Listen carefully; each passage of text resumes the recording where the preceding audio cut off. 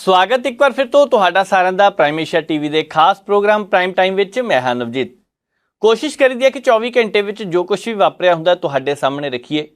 पंजाब की सियासत विच हर रोज़ कुछ ना कुछ वापरदा रहिंदा है।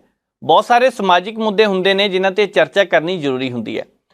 अज दे इस प्रोग्राम विच जिहड़ियां खबरां ते चर्चा करांगे ਉਹਦੇ ਵਿੱਚ कैंसर की गल मुख तौर पर की जानी है, क्योंकि पंजाब दे विच इस वेले कैंसर के मरीजों की गिनती लगातार वधदी जा रही है। हर साल एक दो नहीं 10 15 20 मरीजों की गिनती वधदी जा रही है, जो बहुत चिंता का विषय है। मलविंदर सिंह कंग होरां नाल भी गलबात करांगे चलते प्रोग्राम के दौरान, क्योंकि कल जिस हिसाब के नाल अमरिंदर सिंह राजा वड़िंग होरां ने प्रैस कॉन्फ्रेंस की है तो कहा कि साडी सरकार के वेले कोई टोल प्लाजा नहीं लग्या। ਉਹਦੇ बारे स्पष्टीकरण थोड़ा जिहा लवांगे जे फोन चक लिया तो गल राहुल गांधी होरां दी भी करनी है, क्योंकि उन्होंने सज़ा नूं बरकरार रखिया 2 साल की जिहड़ी मैंबरशिप उन्होंने रद्द कर दी गई सी। नरेंद्र मोदी होरां नूं लैके एक कमेंट किया गया सी प्रधानमंत्री देश ते बाद दे विच मोदी सरनेम नूं लैके बहुत ज़्यादा रौला पै गया सीगा ते कहिंदे भुख दे नाल हालात भी खराब हो रहे हैं, बहुत सारा अन्न भी खराब हो रहा है। समाजिक मुद्दा गल इत्ते भी करनी जरूरी है। पर कैंसर तो शुरुआत करांगे, क्योंकि इस वेले सरकार कहती है कि असी आने वाले समय के दौरान कैंसर नूं खत्म करांगे ते इहदे लई मोबाइल वैन भी चलाई जा रही है। इहदे करके नवीं बसां भी पाईयां जाणगीआं, पिंडां दे विच जाके वो बसां जाणगीआं। हालांकि कुछ प्राइवेट इस तरह दीआं संस्थावां ने, NGO ने जो अपने पद्धर ते काम कर रही ने, पर सरकार कह रही है कि असी भी आने वाले दिनों के दौरान जेकर साडी कोई सपोर्ट करने नूं तैयार है, NRA भरा तैयार होणगे तो हो सकता है ये भी उधर नूं गल लैके जाण। पर सरकार अपने पद्धर ते भी इस वेले मोबाइल बैन चलाउणा चाहुंदी है। उहदे नाल होना की है, पंजाब दे विच जिहड़े कैंसर के मरीज ने उन्हां तक पहुँच की जाएगी, उन्हां दे टेस्ट किए जाएंगे, फिर दवा दारू का भी प्रबंध किया जाएगा, कल्ले दवा का, क्योंकि बहुत सारिया खबरां सामने आ रही ने। पंजाब के मुख्यमंत्री भगवंत मान साहब होमी भाभा सेंटर पहुंचे। कुछ समय पहला देश के प्रधानमंत्री नरेंद्र दामोदर दास मोदी होरां ने उस सेंटर का उद्घाटन किया ते हुण अगले पड़ाव विच IPT का उद्घाटन पंजाब के मुख्यमंत्री साहब ने किया। हुण उहदे विच की सीगा, खोज केंद्र भी है वो। हुण उहदे विच की है, कैंसर के मरीजों का इलाज किया जाएगा। पर त्रासदी ये है कि पंजाब के उपर खास करके मालवे वाले पासे पंजाब के उपर एक टैग लग के रह गया कैंसर एक्सप्रैस का। ट्रेन तो जम्मू तो चलती सी, पर हुण उहदा ना ही कैंसर एक्सप्रैस पै गया। 70% मरीज उहदे विच कैंसर वाले हुंदे है। जिन्हों सीट नहीं मिलती, वो कहते फर्श से लम्मा पै जाता, ਉਹਦੇ ਵਿੱਚ सफ़र करता। त्रासदी पंजाब की यह भी है कि लगातार मरीजों की गिनती बढ़ती जा रही है। पिछले सालों के मुकाबले यह गिनती जिन्नी तेज़ रफ्तार नाल वधी है, यह दसदा पिया कि आने वाले समय में भी जेकर इस तरह हालात रहे तो काम रुकण वाला नहीं। हालांकि सरकारां समय समय ते दावा करदियां ने कि असी पूरा प्रबंध किया होया, दवाई भी दिंदे आ मरीजों नूं, पर अमृतसर वर्गे शहर दे विच 70 तो 80 मरीज जिथे रोज़ दवाई लैण आउंदे आ सरकारी हस्पतालों के, निजी हस्पतालों की गिनती देख लो कितनी होनी है। हुणे गिनती आउंदे समय दौरान बढ़ती जा रही है। पंजाब की गल करिए तो 2020-21 दे विच जदों 38,636 मरीज सामने आउंदे तो उस तो बाद 40,000 गिनती पहुँच गई। उही हरियाणे के विच जिथे 29,219 मरीज सामने आउंदे, उन्हां दी गिनती 31,000 तक पहुँच गई। हिमाचल प्रदेश में जिथे 8777 मरीज दवाई लैण लई आउंदे, उन्हां दी गिनती भी 9,000 के कोल पहुँच गई। इसदा मतलब काम घटिया नहीं, ये काम वधदा जा रहा है।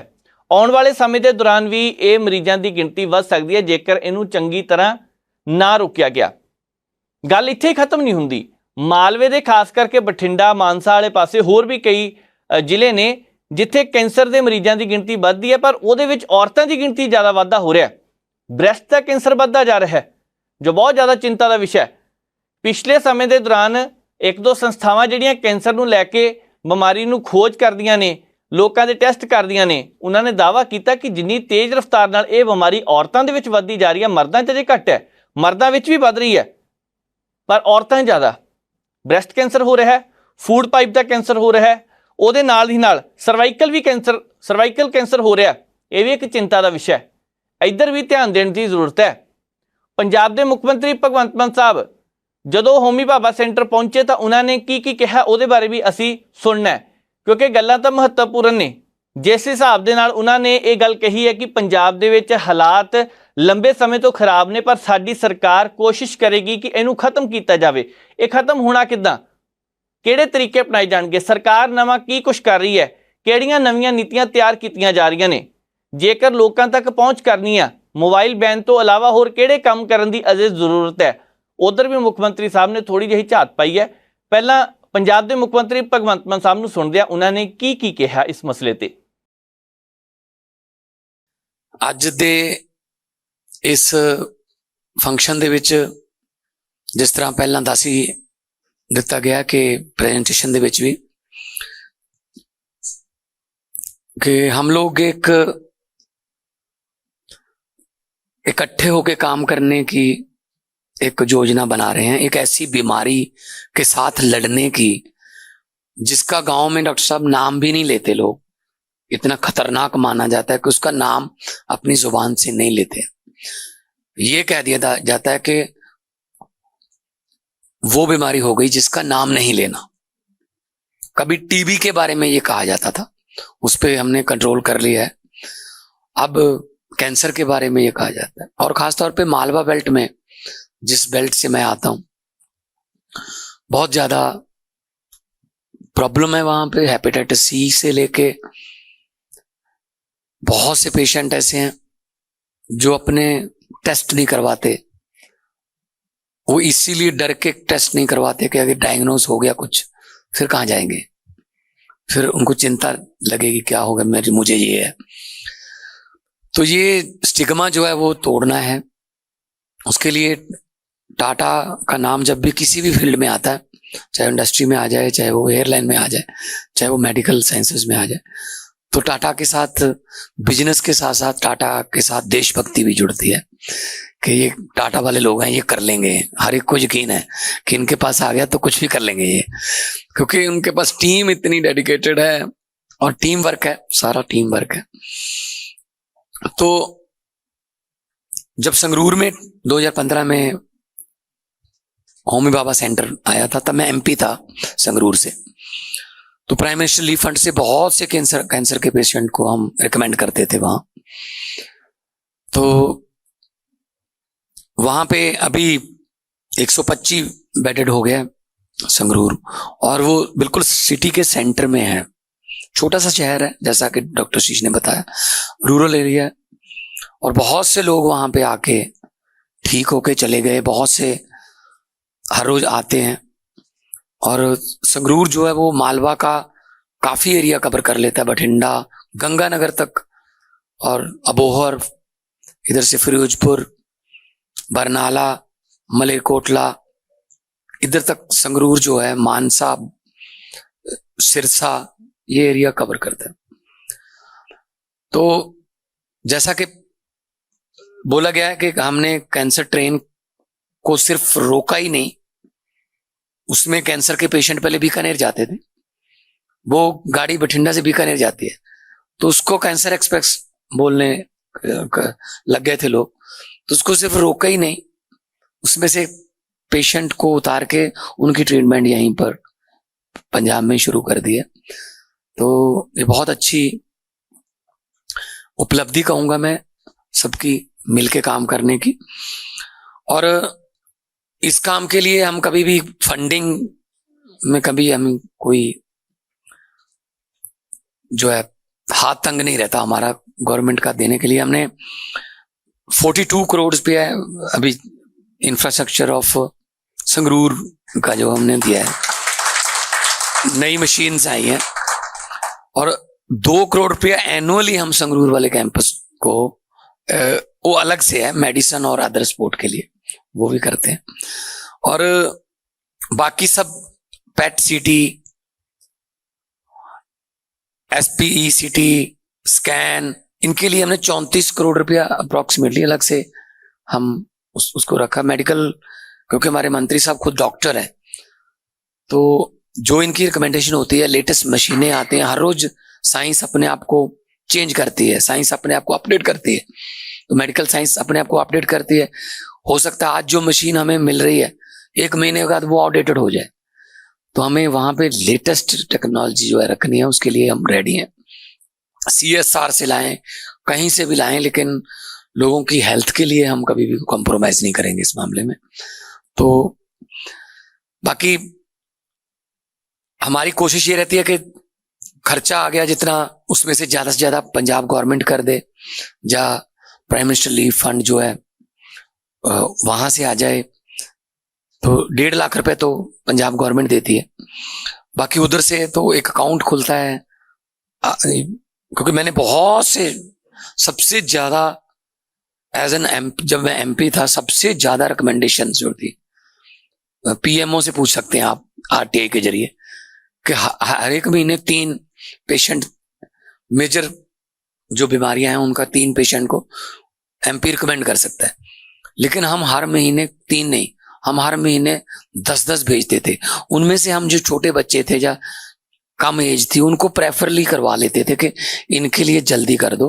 तो एक अकाउंट खुलता है हॉस्पिटल में, और उस अकाउंट में गवर्नमेंट पैसा डालती है और उससे इलाज शुरू हो जाता है। तो बाकी उनको पहुंचने के लिए कोशिश की जाती है, उनका ट्रांसपोर्टेशन वो भी फ्री कर दें हम, उनको दिक्कत ना कोई आए, क्योंकि ये लंबा प्रोसेस है।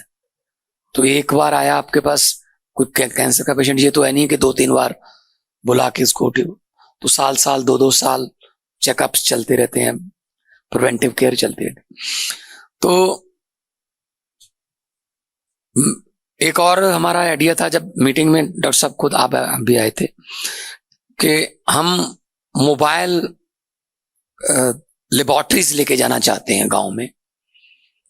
कि कुछ लोग ऐसे हैं जो शहर तक भी नहीं आ पाते, तो हम वहां जाके उनका ब्लड टेस्ट करें, मेमोग्राफी या वट जो भी उस मोबाइल वैन में हो सकता है।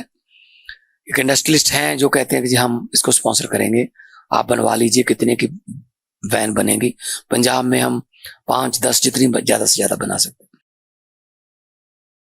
ਮੁੱਖ ਮੰਤਰੀ ਸਾਹਿਬ ਨੇ ਕਿਹਾ ਕਿ ਹੁਣ ਲੋਕਾਂ ਨੂੰ ਦੂਜੇ ਸੂਬੇ ਦੇ ਵਿੱਚ ਨਹੀਂ ਜਾਣਾ ਪਵੇਗਾ ਇਲਾਜ ਦੇ ਲਈ। ਇਹ ਗੱਲ ਠੀਕ ਹੈ ਕਿ ਪਹਿਲਾਂ ਬਹੁਤ ਸਾਰੇ ਲੋਕ ਬੀਕਾਨੇਰ ਜਾਂਦੇ ਸੀ, ਉਸ ਤੋਂ ਬਾਅਦ ਸਰਕਾਰ ਨੇ ਹੁਣ ਜੇਕਰ ਫੈਸਲਾ ਕੀਤਾ ਤੇ ਚੰਗੀ ਗੱਲ ਹੈ। ਹਾਲਾਂਕਿ ਮੈਡੀਕਲ ਤੇ ਟੈਸਟ ਕਰਵਾਉਣ ਤੋਂ ਵੀ ਲੋਕ ਡਰਦੇ ਨੇ, ਇਹ ਗੱਲ ਬਿਲਕੁਲ ਠੀਕ ਹੈ, ਕਿਉਂਕਿ ਇਸ ਵੇਲੇ ਬਹੁਤ ਸਾਰੇ ਲੋਕ ਨੇ ਜਿਨ੍ਹਾਂ ਨੂੰ ਅੰਦਰੋਂ ਅੰਦਰ ਹੀ ਡਰ ਹੁੰਦਾ ਕਿ ਜੇਕਰ ਅਸੀਂ ਟੈਸਟ ਕਰਾ ਲਿਆ ਤਾਂ ਸਾਡੇ ਵਿੱਚ ਆ ਬਿਮਾਰੀ ਨਾ ਨਿਕਲ ਆਏ। ਕੈਂਸਰ ਤੋਂ ਇਲਾਵਾ ਵੀ ਆਮ ਨਾਗਰਿਕ ਵੀ ਇਸ ਤਰ੍ਹਾਂ ਦੇ ਨੇ। ਤੁਸੀਂ ਕਿਹੋ, ਤੁਹਾਨੂੰ ਅੱਖਾਂ ਨੂੰ ਜੇਕਰ ਨੀਂਦ ਆਉਂਦੀ ਹੈ, ਜ਼ਖਮ ਨਹੀਂ ਹਟਦੇ, ਤੁਸੀਂ ਕਹਿ ਕੇ ਦੇਖਿਓ ਕਿ ਸ਼ੂਗਰ ਚੈੱਕ ਕਰਾਓ, ਅਗਲੇ ਮੰਨਦੇ ਨਹੀਂ, ਨਾ ਜੇਕਰ ਬਿਮਾਰੀ ਨਿਕਲੀ ਤਾਂ ਫਿਰ ਕੀ ਕਰਾਂਗੇ। ਇਹ ਡਰ ਹੈ ਲੋਕਾਂ ਦਾ, ਇਹ ਡਰ ਕੱਢਣਾ ਪੈਣਾ ਦਿਮਾਗ ਦੇ ਵਿੱਚੋਂ। ਅੱਜ ਕੱਲ੍ਹ ਉਹ ਸਮਾਂ ਨਿਕਲ ਗਿਆ। ਅੱਜ ਕੱਲ੍ਹ ਖੁਰਾਕਾਂ ਦੇ ਵਿੱਚ ਬਹੁਤ ਪਰਿਵਰਤਨ ਆ ਚੁੱਕਿਆ। ਇੱਕ ਸਮਾਂ ਸੀ ਜਦੋਂ ਬਜ਼ੁਰਗ ਕਹਿੰਦੇ ਸੀ ਓੜ-ਪੋੜ ਕਰਕੇ ਆਹ ਚੀਜ਼ ਖਾ ਲਓ, ਆਹ ਫਲਾਨੀ ਚੀਜ਼ ਖਾ ਲਓ, ਢਿੱਡ ਠੀਕ ਹੋ ਜਾਊਗਾ, ਸੌਂਫ ਵਾਲਾ ਪਾਣੀ ਪੀ ਲਓ, ਜਵੈਣ ਖਾ ਲਓ, ਕਾਲਾ ਲੂਣ ਦੇ ਵਿੱਚ 2-4 ਚੀਜ਼ਾਂ ਮਿਲਾ ਕੇ ਖਾਣ ਨੂੰ ਕਹਿੰਦੇ ਸੀ, ਠੀਕ ਵੀ ਹੋ ਜਾਂਦਾ ਸੀਗਾ। ਪਰ ਅੱਜ ਹਾਲਾਤ ਹੋਰ ਨਹੀਂ। ਅੱਜ ਸਾਡੇ ਸਰੀਰ ਦੇ ਵਿੱਚ ਖਾਣਾ ਹੀ ਉਸ ਤਰ੍ਹਾਂ ਦਾ ਜਾ ਰਿਹਾ ਜਿਹਦੇ ਕਰਕੇ ਨੁਕਸਾਨ ਹੋ ਰਿਹਾ। ਤੁਸੀਂ 4 ਦਿਨ ਪਹਿਲਾਂ ਹੀ ਅਜੇ ਪ੍ਰੋਗਰਾਮ ਦੇ ਵਿੱਚ ਜ਼ਿਕਰ ਕੀਤਾ ਸੀ ਅਸੀਂ ਕਿ ਮੂੰਗੀ ਦੀ ਫਸਲ ਪਕਾਉਣ ਦੇ ਲਈ ਕਿਸਾਨ ਜਿਸ ਹਿਸਾਬ ਦੇ ਨਾਲ ਸਪਰੇਅ ਦੀ ਵਰਤੋਂ ਕਰ ਰਹੇ ਨੇ, 1 ਹਫ਼ਤੇ ਦੇ ਵਿੱਚ ਕਹਿੰਦੇ ਮੂੰਗੀ ਸੁੱਕ ਜਾਣੀ ਆ, ਤੇ ਉਹਦਾ ਨੁਕਸਾਨ ਕਿਹਨੂੰ ਹੋਣਾ। 35 ਦੇਸ਼ਾਂ ਦੇ ਵਿੱਚ ਬੰਦ ਕੀਤੀ ਆ ਉਹ ਸਪਰੇਅ, 35 ਦੇਸ਼ਾਂ ਵਿੱਚ। ਫਿਰ ਵੀ ਪੰਜਾਬ ਦੇ ਕਿਸਾਨਾਂ ਨੇ ਮਾਲਵੇ ਦੇ ਖੇਤਰ ਵਿੱਚ ਇਸ ਵਾਰ ਉਹਦੀ ਵਰਤੋਂ ਕੀਤੀ ਹੈ। ਮੰਨ ਲਓ ਮੂੰਗੀ ਉਹਨਾਂ ਨੇ ਆਪ ਨਹੀਂ ਖਾਣੀ, ਜਿੰਨੇ ਵੀ ਖਾਣੀ ਉਦੋਂ ਤੱਕ ਤਾਂ ਬਿਮਾਰੀ ਅੱਪੜਨੀ ਹੈ, ਤੇ ਜੇਕਰ ਉਹ ਬਿਮਾਰੀ ਪਹੁੰਚ ਗਈ ਲੋਕਾਂ ਤੱਕ, ਸਰੀਰ ਦੇ ਵਿੱਚ ਤਬਦੀਲੀਆਂ ਆਉਣੀਆਂ ਤਾਂ ਮੌਤ ਦਾ ਕਾਰਨ ਵੀ ਬਣ ਸਕਦਾ, ਪੇਟ ਦੀਆਂ ਸਮੱਸਿਆ ਵੀ ਆ ਸਕਦੀਆਂ, ਕੱਲ੍ਹ ਨੂੰ ਕੈਂਸਰ ਵੀ ਬਣ ਸਕਦਾ, ਹੋਰ ਵੀ ਸਮੱਸਿਆ ਆ ਸਕਦੀਆਂ ਨੇ। ਇਸ ਕਰਕੇ ਖੁਰਾਕ ਦਾ ਵੀ ਬਹੁਤ ਵੱਡਾ ਇਸ ਸਰੀਰ ਦੇ ਫਿੱਟ ਰਹਿਣ ਦੇ ਲਈ ਯੋਗਦਾਨ ਹੈਗਾ। ਪਰ ਇੱਕ ਗੱਲ ਹੋਰ ਹੈ, ਜਿਸ ਹਿਸਾਬ ਦੇ ਨਾਲ ਮੁੱਖ ਮੰਤਰੀ ਸਾਹਿਬ ਇਹ ਵੀ ਕਹਿੰਦੇ ਨੇ ਕਿ ਹੈਪੇਟਾਈਟਸ ਸੀ ਇਹਦੇ ਮਰੀਜ਼ਾਂ ਦੀ ਗਿਣਤੀ ਵੀ ਵੱਧਦੀ ਜਾ ਰਹੀ ਹੈ, ਇਹਨੂੰ ਵੀ ਘੱਟ ਕਰਨ ਦੀ ਜ਼ਰੂਰਤ ਹੈ। ਦੂਸਰੇ ਪਾਸੇ ਮਾਲਵੇ ਦੇ ਕੁਝ ਥਾਵਾਂ ਇਸ ਤਰ੍ਹਾਂ ਦੀਆਂ ਨੇ। ਇੱਕ ਪਿੰਡ ਦਾ ਅਕਸਰ ਜ਼ਿਕਰ ਹੁੰਦਾ ਰਹਿੰਦਾ ਹੈ, ਮੈਂ ਨਾਮ ਇਸ ਕਰਕੇ ਨਹੀਂ ਲੈਣਾ ਕਿਉਂਕਿ ਪਹਿਲਾਂ ਬਹੁਤ ਵਾਰ ਨਾਮ ਆਇਆ ਹੈ। ਉਸ ਪਿੰਡ ਵਿੱਚ ਏਡਸ ਦੇ 18 ਮਰੀਜ਼ ਨੇ, 18 ਮਰੀਜ਼ ਇੱਕ ਪਿੰਡ ਦੇ ਵਿੱਚ। ਤੇ ਜੇਕਰ ਇਸ ਤਰ੍ਹਾਂ ਦੇ ਪਿੰਡ ਵੀ ਹੈਗੇ ਆ ਕਿ ਨਸ਼ੇ ਦੀਆਂ ਸੂਈਆਂ ਇੱਕੋ ਹੀ ਲਗਾਈ ਜਾ ਰਹੇ ਸੀ, ਤੇ ਅੱਜ ਉਸ ਪਿੰਡ ਦੇ ਵਿੱਚ ਰਿਸ਼ਤੇ ਕਰਨ ਲਈ ਸਮੱਸਿਆ ਆ ਰਹੀ ਹੈ। 2, 4, 5, 10 ਦਿਨਾਂ ਦੇ ਖਰਾਬ ਹੋਣ ਦੇ ਨਾਲ ਸਾਰੇ ਪਿੰਡ ਨੂੰ ਬਦਨਾਮੀ ਖੱਟਣੀ ਪੈ ਰਹੀ ਹੈ। ਜੇਕਰ ਇਸ ਤਰ੍ਹਾਂ ਦੇ ਹਾਲਾਤ ਨੇ ਤਾਂ ਇਹ ਬਹੁਤ ਚਿੰਤਾਜਨਕ ਹਾਲਾਤ ਨੇ, ਇਹਨਾਂ ਦੇ ਵਿੱਚੋਂ ਇਸ ਵੇਲੇ ਨਿਕਲਣ ਦੀ ਜ਼ਰੂਰਤ ਹੈ। ਅੱਗੇ ਵੱਧਦੇ ਹਾਂ, ਗੱਲ ਕਰਨੀ ਹੈ ਪੰਜਾਬ ਦੇ ਟੋਲ ਪਲਾਜ਼ਿਆਂ ਦੀ, ਜਿਸ ਨੂੰ ਲੈ ਕੇ ਸਿਆਸਤ ਭਖੀ ਹੋਈ ਹੈ। ਹੁਣ ਕਾਂਗਰਸ ਦੇ ਪ੍ਰਧਾਨ ਨੇ ਅਮਰਿੰਦਰ ਸਿੰਘ ਰਾਜਾ ਵੜਿੰਗ ਸਾਹਿਬ ਨੇ ਪ੍ਰੈਸ ਕਾਨਫਰੰਸ ਦੇ ਦੌਰਾਨ ਇਹ ਗੱਲਾਂ ਤਾਂ ਕਹਿਤੀਆਂ ਕਿ ਪੰਜਾਬ ਦੇ ਵਿੱਚ ਸਾਡੀ ਸਰਕਾਰ ਦੇ ਵੇਲੇ ਕੋਈ ਵੀ ਟੋਲ ਪਲਾਜ਼ਾ ਨਹੀਂ ਲੱਗਿਆ। ਪਹਿਲੇ ਸਰਕਾਰ ਸੀਗੀ ਸ਼੍ਰੋਮਣੀ ਅਕਾਲੀ ਦਲ ਦਾ ਗੱਠਜੋੜ ਭਾਜਪਾ ਦੇ ਨਾਲ, ਤੇ ਉਸ ਵੇਲੇ ਇਹ ਲੱਗੀਆਂ। ਹਾਲਾਂਕਿ ਪਰਚੀਆਂ ਤਾਂ ਕਿਹਦੇ ਵੇਲੇ ਵਧੀਆਂ, ਪੈਸੇ ਕਿਹਦੇ ਵੇਲੇ ਵਧੇ, ਇਹ ਤਾਂ ਸਭ ਜਾਣਦੇ ਆ ਨਾ। ਪਰ ਅਮਰਿੰਦਰ ਸਿੰਘ ਰਾਜਾ ਵੜਿੰਗ ਨੇ ਜਿਹੜੇ ਸਵਾਲ ਖੜੇ ਕੀਤੇ ਆ ਉਹਦੇ ਜਵਾਬ ਲੈਣੇ ਵੀ ਜ਼ਰੂਰੀ ਹੈ।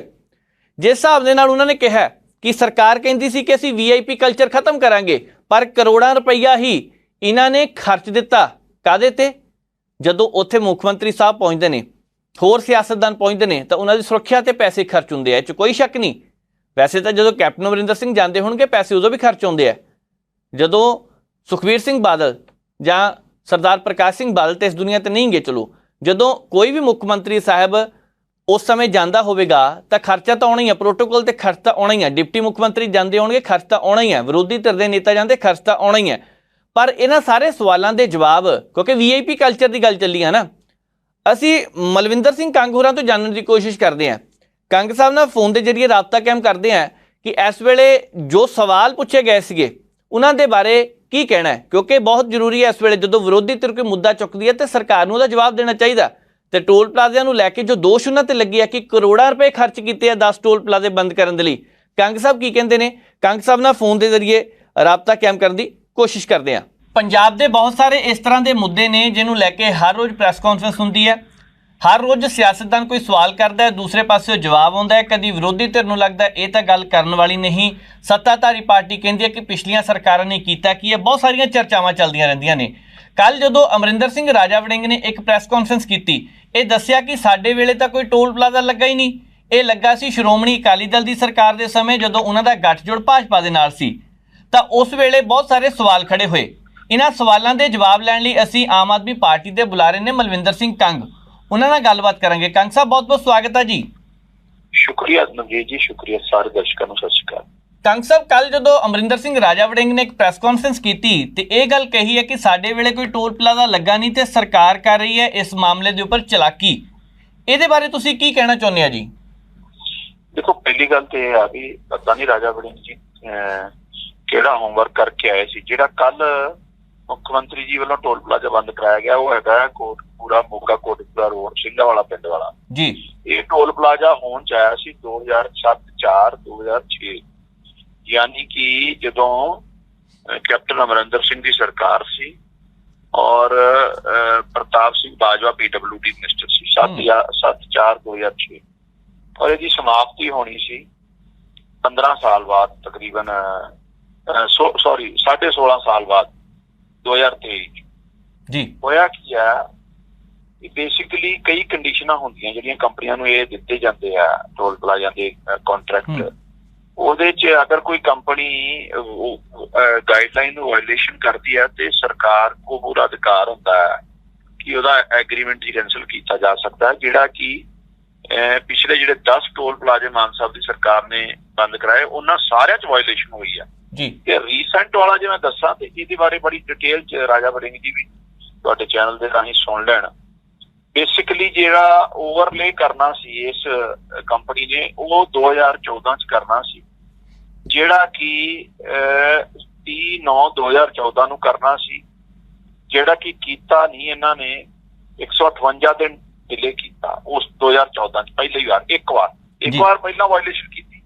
ਫਿਰ 2019 ਚ ਦੁਬਾਰਾ ਓਵਰਲੇ ਹੋਣਾ ਸੀ, ਸੈਕੰਡ ਓਵਰਲੇ ਜਿਹਨੂੰ ਕਹਿੰਦੇ ਕਾਰਪੇਟ ਕਰਨਾ ਸੀ, ਉਹ ਤਕਰੀਬਨ 251 ਡੇ ਡਿਲੇ ਹੋਇਆ। ਉਹ ਹੋਣਾ ਸੀ 31/12/2019 ਨੂੰ ਹੋਇਆ, ਯਾਨੀ ਕਿ ਹੋਣਾ ਚਾਹੀਦਾ ਸੀ 25/4/2019 ਨੂੰ, ਤਕਰੀਬਨ 2000।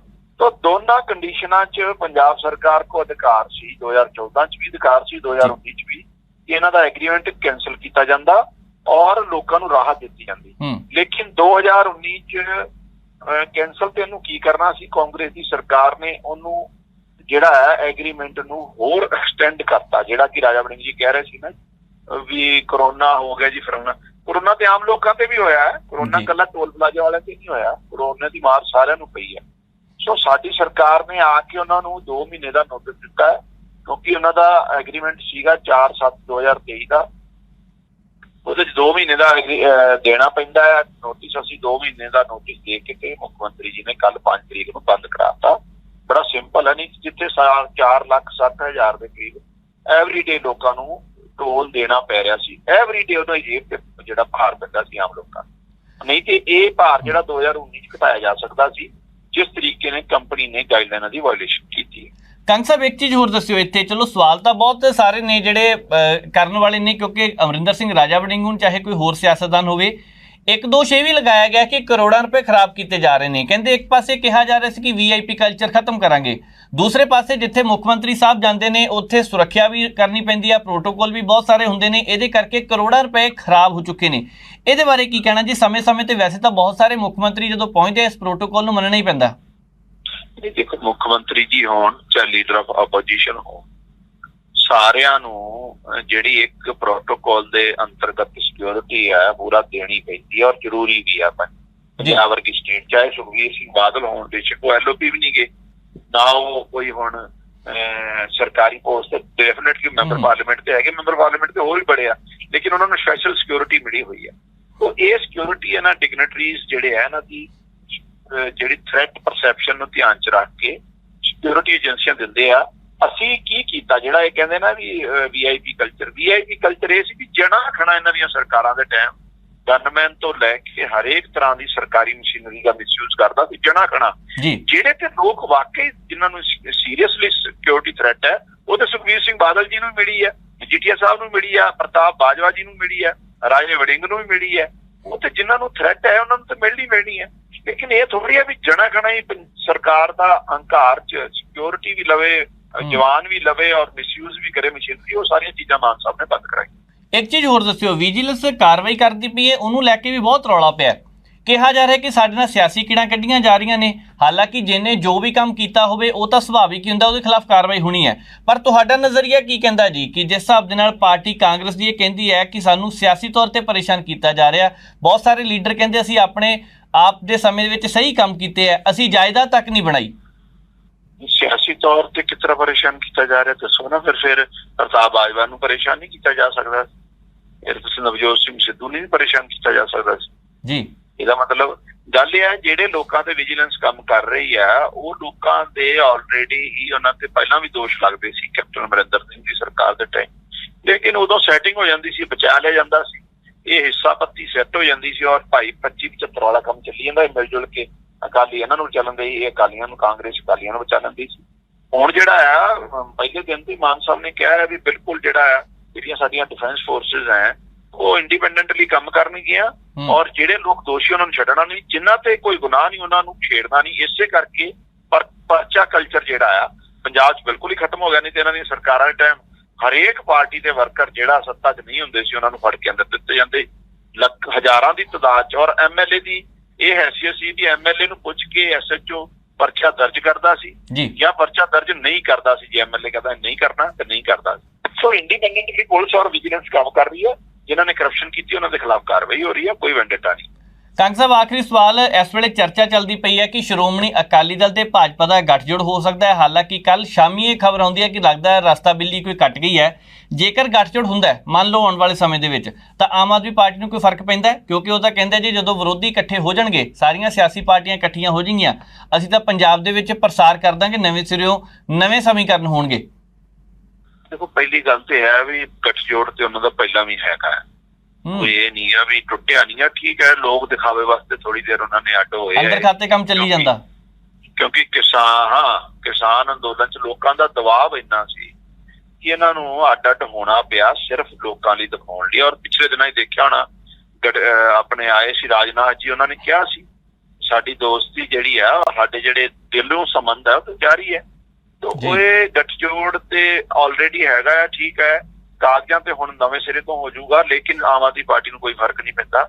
ਇਹਨਾਂ ਦੀ ਹੀ ਅਸਲੀਅਤ ਬਾਹਰ ਆ ਰਹੀ ਹੈ ਵੀ ਪਹਿਲਾਂ ਕਾਲੇ ਕਿਸਾਨੀ ਬਿੱਲ ਜਿਹੜੇ ਆ ਅਕਾਲੀ ਦਲ ਨੇ ਮਿਲ ਕੇ ਭਾਜਪਾ ਨਾਲ ਬਣਾਏ ਸੀ ਤੇ ਲੋਕਾਂ ਦੇ ਦਬਾਅ ਪਿੱਛੇ ਹਟ ਗਏ ਤੇ ਹੁਣ ਉਹ ਫੇਰ ਇਕੱਠੇ ਹੋ ਰਹੇ ਆ। ਸੋ ਇਹ ਮੌਕਾ ਪ੍ਰਸਤੀ ਹੈ ਔਰ ਇਹ ਡਰ ਦੇ ਮਾਰੇ, ਮਾਨ ਸਾਹਿਬ ਦੀ ਸਰਕਾਰ ਦੇ ਡਰ ਦੇ ਮਾਰੇ ਜਿਹੜੇ ਆ ਇਕੱਠੇ ਹੋ ਰਹੇ। ਪਰ ਇਹਨਾਂ ਦਾ ਵੱਟਿਆ ਕੁਛ ਨਹੀਂ ਜਾਣਾ, ਲੋਕਾਂ 'ਚ ਇਹਨਾਂ ਦੇ ਪ੍ਰਤੀ ਅੱਜ ਵੀ ਉਨਾ ਹੀ ਰੋਸ ਹੈ। ਜੀ ਕੰਗ ਸਾਹਿਬ, ਬਹੁਤ ਬਹੁਤ ਧੰਨਵਾਦ ਜੀ, ਤੁਸੀਂ ਸਮਾਂ ਕੱਢਿਆ।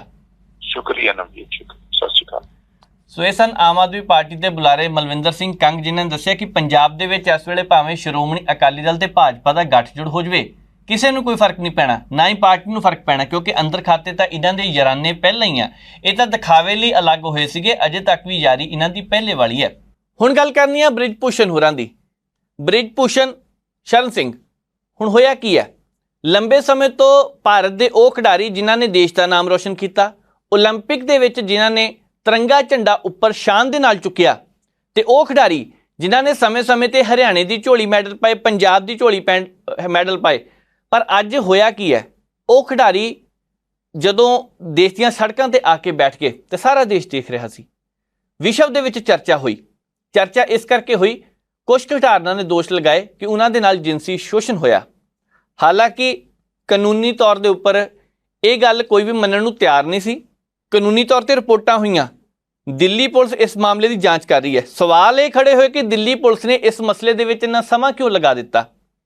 ਜਾਂਚ ਜੇਕਰ ਚੱਲਦੀ ਪਈ ਸੀ, ਵਿਰੋਧੀ ਧਿਰਾਂ ਇਕੱਠੀਆਂ ਹੋਈਆਂ, ਖਿਡਾਰੀ ਕੁਛ ਇਕੱਠੇ ਹੋਏ, ਪਰ ਬ੍ਰਿਜ ਭੂਸ਼ਣ ਸ਼ਰਨ ਉਹ ਮੰਨਣ ਨੂੰ ਤਿਆਰ ਨਹੀਂ। ਉਹ ਕਹਿੰਦੇ ਇੱਦਾਂ ਦੀ ਤਾਂ ਕੋਈ ਗੱਲ ਹੀ ਨਹੀਂ, ਮੈਨੂੰ ਬਦਨਾਮ ਕਰਨ ਦੀ ਕੋਸ਼ਿਸ਼ ਕੀਤੀ ਜਾ ਰਹੀ ਹੈ।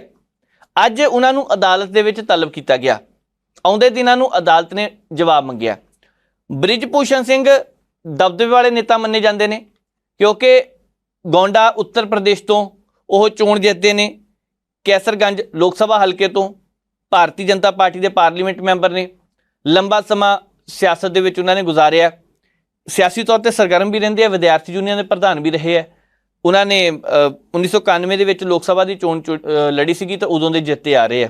ਹਾਲਾਂਕਿ 99, 2004, 2009, 2014 ਤੇ ਫਿਰ 2019 ਵਿੱਚ ਲੋਕ ਸਭਾ ਦੀਆਂ ਚੋਣਾਂ ਉਹਨਾਂ ਨੇ ਜਿੱਤੀਆਂ। ਇੱਥੋਂ ਮੰਨਿਆ ਜਾ ਸਕਦਾ ਕਿ ਸਿਆਸਤ ਵਿੱਚ ਦਬਦਬਾ ਤਾਂ ਹੈਗਾ। ਜੇਕਰ ਫੈਡਰੇਸ਼ਨ ਦੀ ਗੱਲ ਕਰੀਏ, ਕੁਸ਼ਤੀ ਫੈਡਰੇਸ਼ਨ ਦੀ, ਤਾਂ ਉਹਦੇ ਪ੍ਰਧਾਨ ਵੀ 2011 ਤੋਂ ਲਗਾਤਾਰ ਹੀ ਆ। ਪਰ ਇੱਥੇ ਸਵਾਲ ਇਹ ਨਹੀਂ ਕਿ ਕਿੰਨੀ ਵਾਰੀ ਉਹ ਚੁਣੇ ਗਏ ਜਾਂ ਕੁਸ਼ਤੀ ਫੈਡਰੇਸ਼ਨ ਦੇ ਕਿੰਨੇ ਸਾਲਾਂ ਤੋਂ ਪ੍ਰਧਾਨ ਨੇ। ਸਵਾਲ ਇਹ ਹੈ ਕਿ ਜਿਹੜੇ ਉਹਨਾਂ ਤੇ ਦੋਸ਼ ਲੱਗਦੇ ਆ ਉਹ ਕਿੰਨੇ ਕੁ ਸੱਚੇ ਨੇ, ਕਿੰਨੇ ਕੁ ਝੂਠੇ ਨੇ। ਖਿਡਾਰੀ ਸੜਕਾਂ ਦੇ ਉੱਪਰ ਅਭਿਆਸ ਕਰਦੇ ਰਹੇ, ਖਿਡਾਰੀ ਸੜਕਾਂ ਤੇ ਬੈਠ ਕੇ ਰੋਂਦੇ ਰਹੇ, ਹੰਝੂ ਬਹਾਉਂਦੇ ਰਹੇ ਕਿ ਸਾਡੀ ਗੱਲ ਸੁਣੀ ਜਾਵੇ।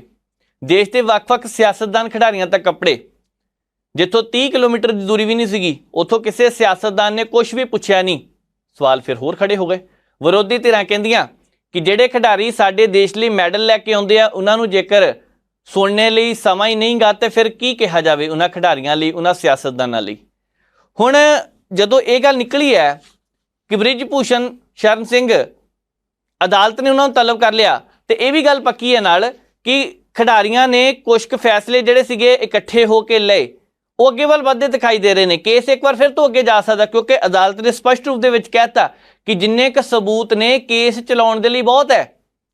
ਹੁਣ ਜਦੋਂ ਇੱਕ ਪਾਸੇ ਇਹ ਗੱਲ ਨਿਕਲਦੀ ਪਈ ਹੈ ਕਿ ਕੇਸ ਚਲਾਇਆ ਨਹੀਂ ਜਾ ਸਕਦਾ, ਸਬੂਤਾਂ ਦੀ ਘਾਟ ਹੈ, ਪ੍ਰਸ਼ਾਸਨ ਕਹਿੰਦਾ ਪਿਆ ਤੇ ਅਦਾਲਤ ਕਹਿੰਦੀ ਪਈ ਹੈ ਕਿ ਸਬੂਤ ਬਹੁਤ ਹੈ ਕੇਸ ਚਲਾਉਣ ਦੇ ਲਈ, ਤੇ ਕਿਹਦੀ ਸੱਚ ਮੰਨੀ ਜਾਵੇ। ਹਰਿਆਣੇ ਦੇ ਵਿੱਚ ਉੱਥੋਂ ਦੇ ਇੱਕ ਮੰਤਰੀ, ਉਹਨਾਂ ਦੇ ਉੱਪਰ ਦੋਸ਼ ਲੱਗਦੇ ਸੀ। ਇੱਕ ਔਰਤ ਨੇ ਦੋਸ਼ ਲਾਏ, ਬਲਾਤਕਾਰ ਦੇ ਦੋਸ਼ ਲਗਾਏ, ਜਿਨਸੀ ਸ਼ੋਸ਼ਣ ਦੇ ਦੋਸ਼ ਲਗਾਏ। ਹੁਣ ਜਿਨਸੀ ਸ਼ੋਸ਼ਣ ਦੇ ਜਦੋਂ ਦੋਸ਼ ਲੱਗੇ, ਉਹ ਕਹਿੰਦੀ ਛੇੜਖਾਨੀ ਕੀਤੀ ਗਈ, ਤੇ ਜਦੋਂ ਛੇੜਖਾਨੀ ਦੀ ਗੱਲ ਚੱਲਦੀ ਹੈ ਉਹ ਕਹਿੰਦੇ ਸਮਝੌਤੇ ਲਈ ਦਬਾਅ ਵੀ ਪਾਇਆ ਗਿਆ। ਹਾਲਾਂਕਿ ਕੀ ਸੱਚ ਹੈ ਕੀ ਨਹੀਂ, ਅਗਲੇ ਕਹਿੰਦੇ ਜਾਂਚ ਕਰਾਓ, ਅਗਲੇ ਕਹਿੰਦੇ ਟੈਸਟ ਕਰਾ ਲਓ, ਝੂਠ ਬੋਲਣ ਵਾਲਾ, ਪਰ ਉਹ ਵੀ ਨਹੀਂ ਹੋਇਆ। ਹੁਣ ਉਸ ਮਾਮਲੇ ਦਾ ਕੀ ਬਣਨਾ ਅਜੇ ਤੱਕ ਪਤਾ ਨਹੀਂ। ਪਰ ਇੰਨਾ ਜ਼ਰੂਰ ਹੈ, ਬ੍ਰਿਜ ਭੂਸ਼ਣ ਸ਼ਰਨ ਦੀਆਂ ਮੁਸ਼ਕਲਾਂ ਹੁਣ ਵੱਧਦੀਆਂ ਦਿਖਾਈ ਦੇ ਰਹੀਆਂ ਨੇ। ਪਰ ਅਪ੍ਰੈਲ ਦੀ 30 ਤਰੀਕ ਦਾ ਉਹ ਸਮਾਂ ਜਦੋਂ ਇਹ ਗੱਲ ਕਹੀ ਜਾ ਰਹੀ ਸੀ, ਜਦੋਂ 8ਵਾਂ ਦਿਨ ਸੀ ਖਿਡਾਰੀਆਂ ਦੇ ਪ੍ਰਦਰਸ਼ਨ ਦਾ, ਜਦੋਂ ਇਹ ਗੱਲ ਕਹੀ ਜਾ ਰਹੀ ਸੀ ਕਿ ਮੈਂ ਤਾਂ ਬਿਲਕੁਲ ਸੱਚਾ, ਬ੍ਰਿਜ ਭੂਸ਼ਣ ਨੇ ਕਿਹਾ। ਕਿਉਂ ਕਿਹਾ ਸੀਗਾ? ਕਿਉਂਕਿ ਬ੍ਰਿਜ ਭੂਸ਼ਣ ਦਾ ਕਹਿਣਾ ਸੀ ਕਿ ਇੱਕ ਹੀ ਖਿਡਾਰੀਆਂ ਦਾ ਵੱਡਾ ਕਹਿ ਸਕਦੇ ਅਖਾੜਾ ਜਿਹੜਾ ਮੇਰੇ ਖਿਲਾਫ ਨਿਤਰਿਆ ਹੋਇਆ ਹੈ, 90% ਉਸ ਅਖਾੜੇ ਦਾ ਸਮਾਜ ਦਾ ਹਿੱਸਾ ਮੇਰੇ ਖਿਲਾਫ ਨਹੀਂ, ਮੇਰੇ ਨਾਲ ਆ। ਤੇ ਇਹਦਾ ਮਤਲਬ ਇਹਨਾਂ ਦਾ ਇਹ ਕਹਿਣਾ ਸੀ ਕਿ ਕੁਛ ਖਿਲਾੜੀ ਹੀ ਇਹਦੇ ਖਿਲਾਫ ਨੇ। ਤੇ ਕੀ ਕਾਰਨ ਸੀ ਇਸ ਖਿਲਾਫੀ ਦੇ? ਕੀ ਸੱਚਮੁੱਚ ਹੀ ਸ਼ੋਸ਼ਣ ਹੋਇਆ? ਪਹਿਲਾਂ ਜਿਹੜੇ ਖਿਡਾਰੀ ਨੇ ਦੋਸ਼ ਲਗਾਏ ਕਹਿੰਦੇ ਉਹ ਨਾਬਾਲਗ ਹੈ, ਬਾਅਦ ਦੇ ਵਿੱਚ ਜਦੋਂ ਰਿਪੋਰਟਾਂ ਸਾਹਮਣੇ ਆਈਆਂ ਤਾਂ ਗੱਲ ਕੁਛ ਹੋਰ ਹੀ ਚੱਲ ਗਈ। ਫਿਰ ਕਹਿੰਦੇ ਆ ਜੀ ਕੇਸ ਵਾਪਸ ਲੈ ਲਿਆ। ਪਿਤਾ ਨੇ ਕਿਹਾ ਕਿ ਝੂਠ ਬੋਲ ਕੇ ਸਾਰਾ ਕੁਝ ਕਰਵਾਇਆ ਗਿਆ। ਕੇਸ ਵਿੱਚ ਹੋਇਆ ਤਾਂ ਬਹੁਤ ਕੁਛ ਹੈ, ਮੋੜ ਵੀ ਬਹੁਤ ਸਾਰੇ ਆਏ, ਪਰ ਅਜੇ ਤੱਕ ਇਸ ਮਾਮਲੇ 'ਚ ਸਪਸ਼ਟ ਨਹੀਂ ਹੋ ਸਕਿਆ ਕਿ ਕੌਣ ਦੋਸ਼ੀ ਸੀ ਕੌਣ ਨਹੀਂ। ਇਹਦੀ ਜਾਂਚ ਲੰਬਾ ਸਮਾਂ ਵੀ ਚੱਲ ਸਕਦੀ ਹੈ। ਆਉਂਦੇ ਦਿਨਾਂ ਨੂੰ ਫੈਡਰੇਸ਼ਨ ਦੀਆਂ ਚੋਣਾਂ ਵੀ ਆ ਰਹੀਆਂ ਨੇ। ਹਾਲੇ ਕੱਲ ਹੀ ਬ੍ਰਿਜ ਭੂਸ਼ਣ ਨੇ ਠੋਕ ਵਜਾ ਕੇ ਕਿਹਾ ਸੀ ਪ੍ਰਧਾਨ ਤਾਂ ਮੈਂ ਹੀ ਬਣੂੰਗਾ, ਤੁਸੀਂ ਦੇਖ ਲਿਓ ਜਿੰਨਾ ਜ਼ੋਰ ਲਗਾਉਣਾ। ਪਰ ਇੰਨਾ ਜ਼ਰੂਰ ਹੈ, ਪਰਿਵਾਰ ਦੇ ਕਿਸੇ ਮੈਂਬਰ ਨੂੰ ਵੀ ਪ੍ਰਧਾਨ ਬਣਾਉਣ ਦੇ ਚਰਚੇ ਚੱਲ ਰਹੇ ਨੇ। ਕਹਿੰਦੇ ਆ ਕਿ ਜੇਕਰ ਕੇਸ ਚੱਲ ਪਿਆ ਤੇ ਜੇਕਰ ਸੱਤਾ ਦੇ ਵਿੱਚ ਤਾਂ ਰਹਿਣਾ ਹੀ ਹੈ, ਜੇਕਰ ਫੈਡਰੇਸ਼ਨ ਦੀ ਪ੍ਰਧਾਨਗੀ ਤੋਂ ਲਾਂਭੇ ਵੀ ਹੋਣਾ ਪਿਆ ਤੇ ਪਰਿਵਾਰ ਦੇ ਕਿਸੇ ਮੈਂਬਰ ਨੂੰ ਤਿਆਰ ਕੀਤਾ ਜਾ ਰਿਹਾ ਹੈ। ਪਰ ਖਿਡਾਰੀਆਂ ਦੇ ਪਿੱਛੇ ਕਈ ਉਦਯੋਗਪਤੀਆਂ ਦਾ ਹੱਥ ਹੈ, ਖਿਡਾਰੀਆਂ ਦੇ ਪਿੱਛੇ ਕਾਂਗਰਸੀਆਂ ਦਾ ਹੱਥ ਹੈ। ਇਹ ਗੱਲਾਂ ਕਹੀਆਂ ਜਾ ਰਹੀਆਂ ਸੀ ਕਿ ਐਡੀ ਵੱਡੀ ਸਾਜ਼ਿਸ਼ ਕਿਸੇ ਨੂੰ ਬਦਨਾਮ ਕਰਨ ਦੇ ਲਈ ਖਿਡਾਰੀਆਂ ਵੱਲੋਂ ਕੀਤੀ ਜਾ ਸਕਦੀ ਹੈ। ਕਿ ਜਿਸ ਹਿਸਾਬ ਦੇ ਨਾਲ ਜੰਤਰ ਮੰਤਰ ਦੇ ਖਿਡਾਰੀ ਬੈਠੇ ਸੀ, ਉਹਨਾਂ ਨੂੰ ਪੁਲਿਸ ਨੇ ਉੱਥੋਂ ਹਟਾਇਆ। ਪਰਿਵਾਰਕ ਮੈਂਬਰ ਕੁਛ ਕਿਸ ਤਰ੍ਹਾਂ ਦੇ ਵੀ ਸੀ ਉਹਨਾਂ ਦੇ, ਜਿਨ੍ਹਾਂ ਤੇ ਲਾਠੀ ਚਾਰਜ ਵੀ ਹੋਇਆ। 2 ਖਿਡਾਰਨਾਂ ਇਸ ਤਰ੍ਹਾਂ ਦੀਆਂ ਸੀ, ਉਹਨਾਂ ਦੇ ਭਰਾਵਾਂ ਨੂੰ ਵੀ ਕੁੱਟਿਆ ਗਿਆ, ਖਿਡਾਰਨਾਂ ਨੂੰ ਵੀ ਕੁੱਟਿਆ ਗਿਆ ਕਹਿੰਦੇ। ਤੇ ਉਦੋਂ ਤੱਕ ਤਾਂ ਕੋਈ ਬੋਲਿਆ ਨਹੀਂ। ਤੇ ਹੁਣ ਆਖਿਰਕਾਰ ਅਦਾਲਤ ਨੇ ਇਸ ਕੇਸ ਦੇ ਵੱਲ ਧਿਆਨ ਦਿੱਤਾ ਤੇ ਇਹ ਕਿਹਾ ਕਿ ਜਿੰਨੇ ਕਿ ਸਬੂਤ ਹੈਗੇ ਆ ਇਹ ਬਹੁਤ ਹੈ ਕਾਰਵਾਈ ਕਰਨ ਦੇ ਲਈ। ਦੇਖਦੇ ਹਾਂ ਇਸ ਮਸਲੇ ਦਾ ਆਖਿਰਕਾਰ ਬਣਦਾ ਕੀ ਹੈ। ਹਾਂ, ਇੰਨਾ ਜ਼ਰੂਰ ਹੈ ਅੰਤਰਰਾਸ਼ਟਰੀ ਪੱਧਰ ਤੇ ਇਸ ਮਸਲੇ ਤੇ ਨਿਗਾਹ ਰੱਖੀ ਹੋਈ ਹੈ। ਬਹੁਤ ਸਾਰੇ ਦੇਸ਼ ਦੇ ਵੱਖ-ਵੱਖ ਅਖਬਾਰਾਂ ਨੇ, ਮੀਡੀਆ ਨੇ ਇਸ ਖਬਰ ਨੂੰ ਉਚੇਚੇ ਤੌਰ ਤੇ ਲਿਆ। ਪਰ ਹੁਣ ਕੇਸ ਤਾਂ ਬਣੇਗਾ ਕਿ ਇਹ ਆਉਣ ਵਾਲਾ ਸਮਾਂ ਦੱਸੇਗਾ। ਪਰ ਇੰਨਾ ਜ਼ਰੂਰ ਹੈ ਬ੍ਰਿਜ ਭੂਸ਼ਣ ਦੀਆਂ ਮੁਸ਼ਕਲਾਂ ਵੱਧਦੀਆਂ ਦਿਖਾਈ ਦੇ ਰਹੀਆਂ ਨੇ। ਅੱਗੇ ਵਧਦੇ ਹਾਂ, ਗੱਲ ਕਰਨੀ ਹੈ ਰਾਹੁਲ ਗਾਂਧੀ ਹੋਰਾਂ ਦੀ। ਹਾਲਾਂਕਿ ਜਦੋਂ ਵੀ ਚੋਣਾਂ ਆਉਂਦੀਆਂ ਨੇ ਉਸ ਵੇਲੇ ਰਾਹੁਲ ਗਾਂਧੀ ਵਿਦੇਸ਼ ਯਾਤਰਾ ਤੇ ਚਲੇ ਜਾਂਦੇ ਨੇ। ਇਹ ਹਮੇਸ਼ਾ ਹੀ ਚਰਚਾ ਰਹਿੰਦੀ ਹੈ। ਜਿੱਥੇ ਪ੍ਰਚਾਰ ਕਰਨ ਦੀ ਜ਼ਰੂਰਤ ਹੁੰਦੀ ਹੈ ਉੱਥੇ ਪਹੁੰਚਦੇ ਨਹੀਂ, ਤੇ ਜਿੱਥੇ ਪ੍ਰਚਾਰ ਕਰਨ ਦੀ ਬਹੁਤੀ ਜ਼ਰੂਰਤ ਨਹੀਂ ਉੱਥੇ ਪਹੁੰਚ ਜਾਂਦੇ ਆ। ਉਹਨਾਂ ਨੂੰ ਲੈ ਕੇ ਹਮੇਸ਼ਾ ਹੀ ਇਹ ਗੱਲ ਕਹੀ ਜਾਂਦੀ ਹੈ। ਪਰ ਭਾਰਤ ਜੋੜੋ ਯਾਤਰਾ ਤੋਂ ਬਾਅਦ ਰਾਹੁਲ ਗਾਂਧੀ ਹੋਰਾਂ ਨੇ ਜਿਸ ਹਿਸਾਬ ਦਾ ਲੋਕਾਂ ਦਾ ਸਮਰਥਨ ਇਕੱਠਾ ਕੀਤਾ, ਉਸ ਤੋਂ ਬਾਅਦ ਇੱਕ ਨਵੀਂ ਚਰਚਾ ਛਿੜ ਪਈ। ਕਹਿੰਦੇ ਸੀ ਕਿ ਰਾਹੁਲ ਗਾਂਧੀ ਦੇਸ਼ ਦੀ ਰਾਜਨੀਤੀ ਵਿੱਚ ਵੱਡਾ ਪਰਿਵਰਤਨ ਕਰਨ ਲਈ ਤਿਆਰ ਨੇ। ਇਹ ਵੀ ਕਿਹਾ ਜਾਣ ਲੱਗਿਆ ਕਿ ਬਹੁਤ ਸਾਰੇ ਲੋਕ ਕਸ਼ਮੀਰ ਤੋਂ ਲੈ ਕੇ ਕੰਨਿਆ ਕੁਮਾਰੀ ਤੱਕ ਰਾਹੁਲ ਗਾਂਧੀ ਦੇ ਨਾਲ ਜੁੜੇ ਤੇ ਉਹ ਨਵੇਂ ਲੋਕ ਸੀਗੇ। ਤੇ ਇਹ ਲੋਕ 2024 ਦੀਆਂ ਲੋਕ ਸਭਾ ਦੀਆਂ ਚੋਣਾਂ ਦੇ ਨਾਲ ਰਹਿੰਦੇ ਨੇ ਜਾਂ ਨਹੀਂ, ਇਹ ਆਉਣ ਵਾਲਾ ਸਮਾਂ ਦੱਸੇਗਾ।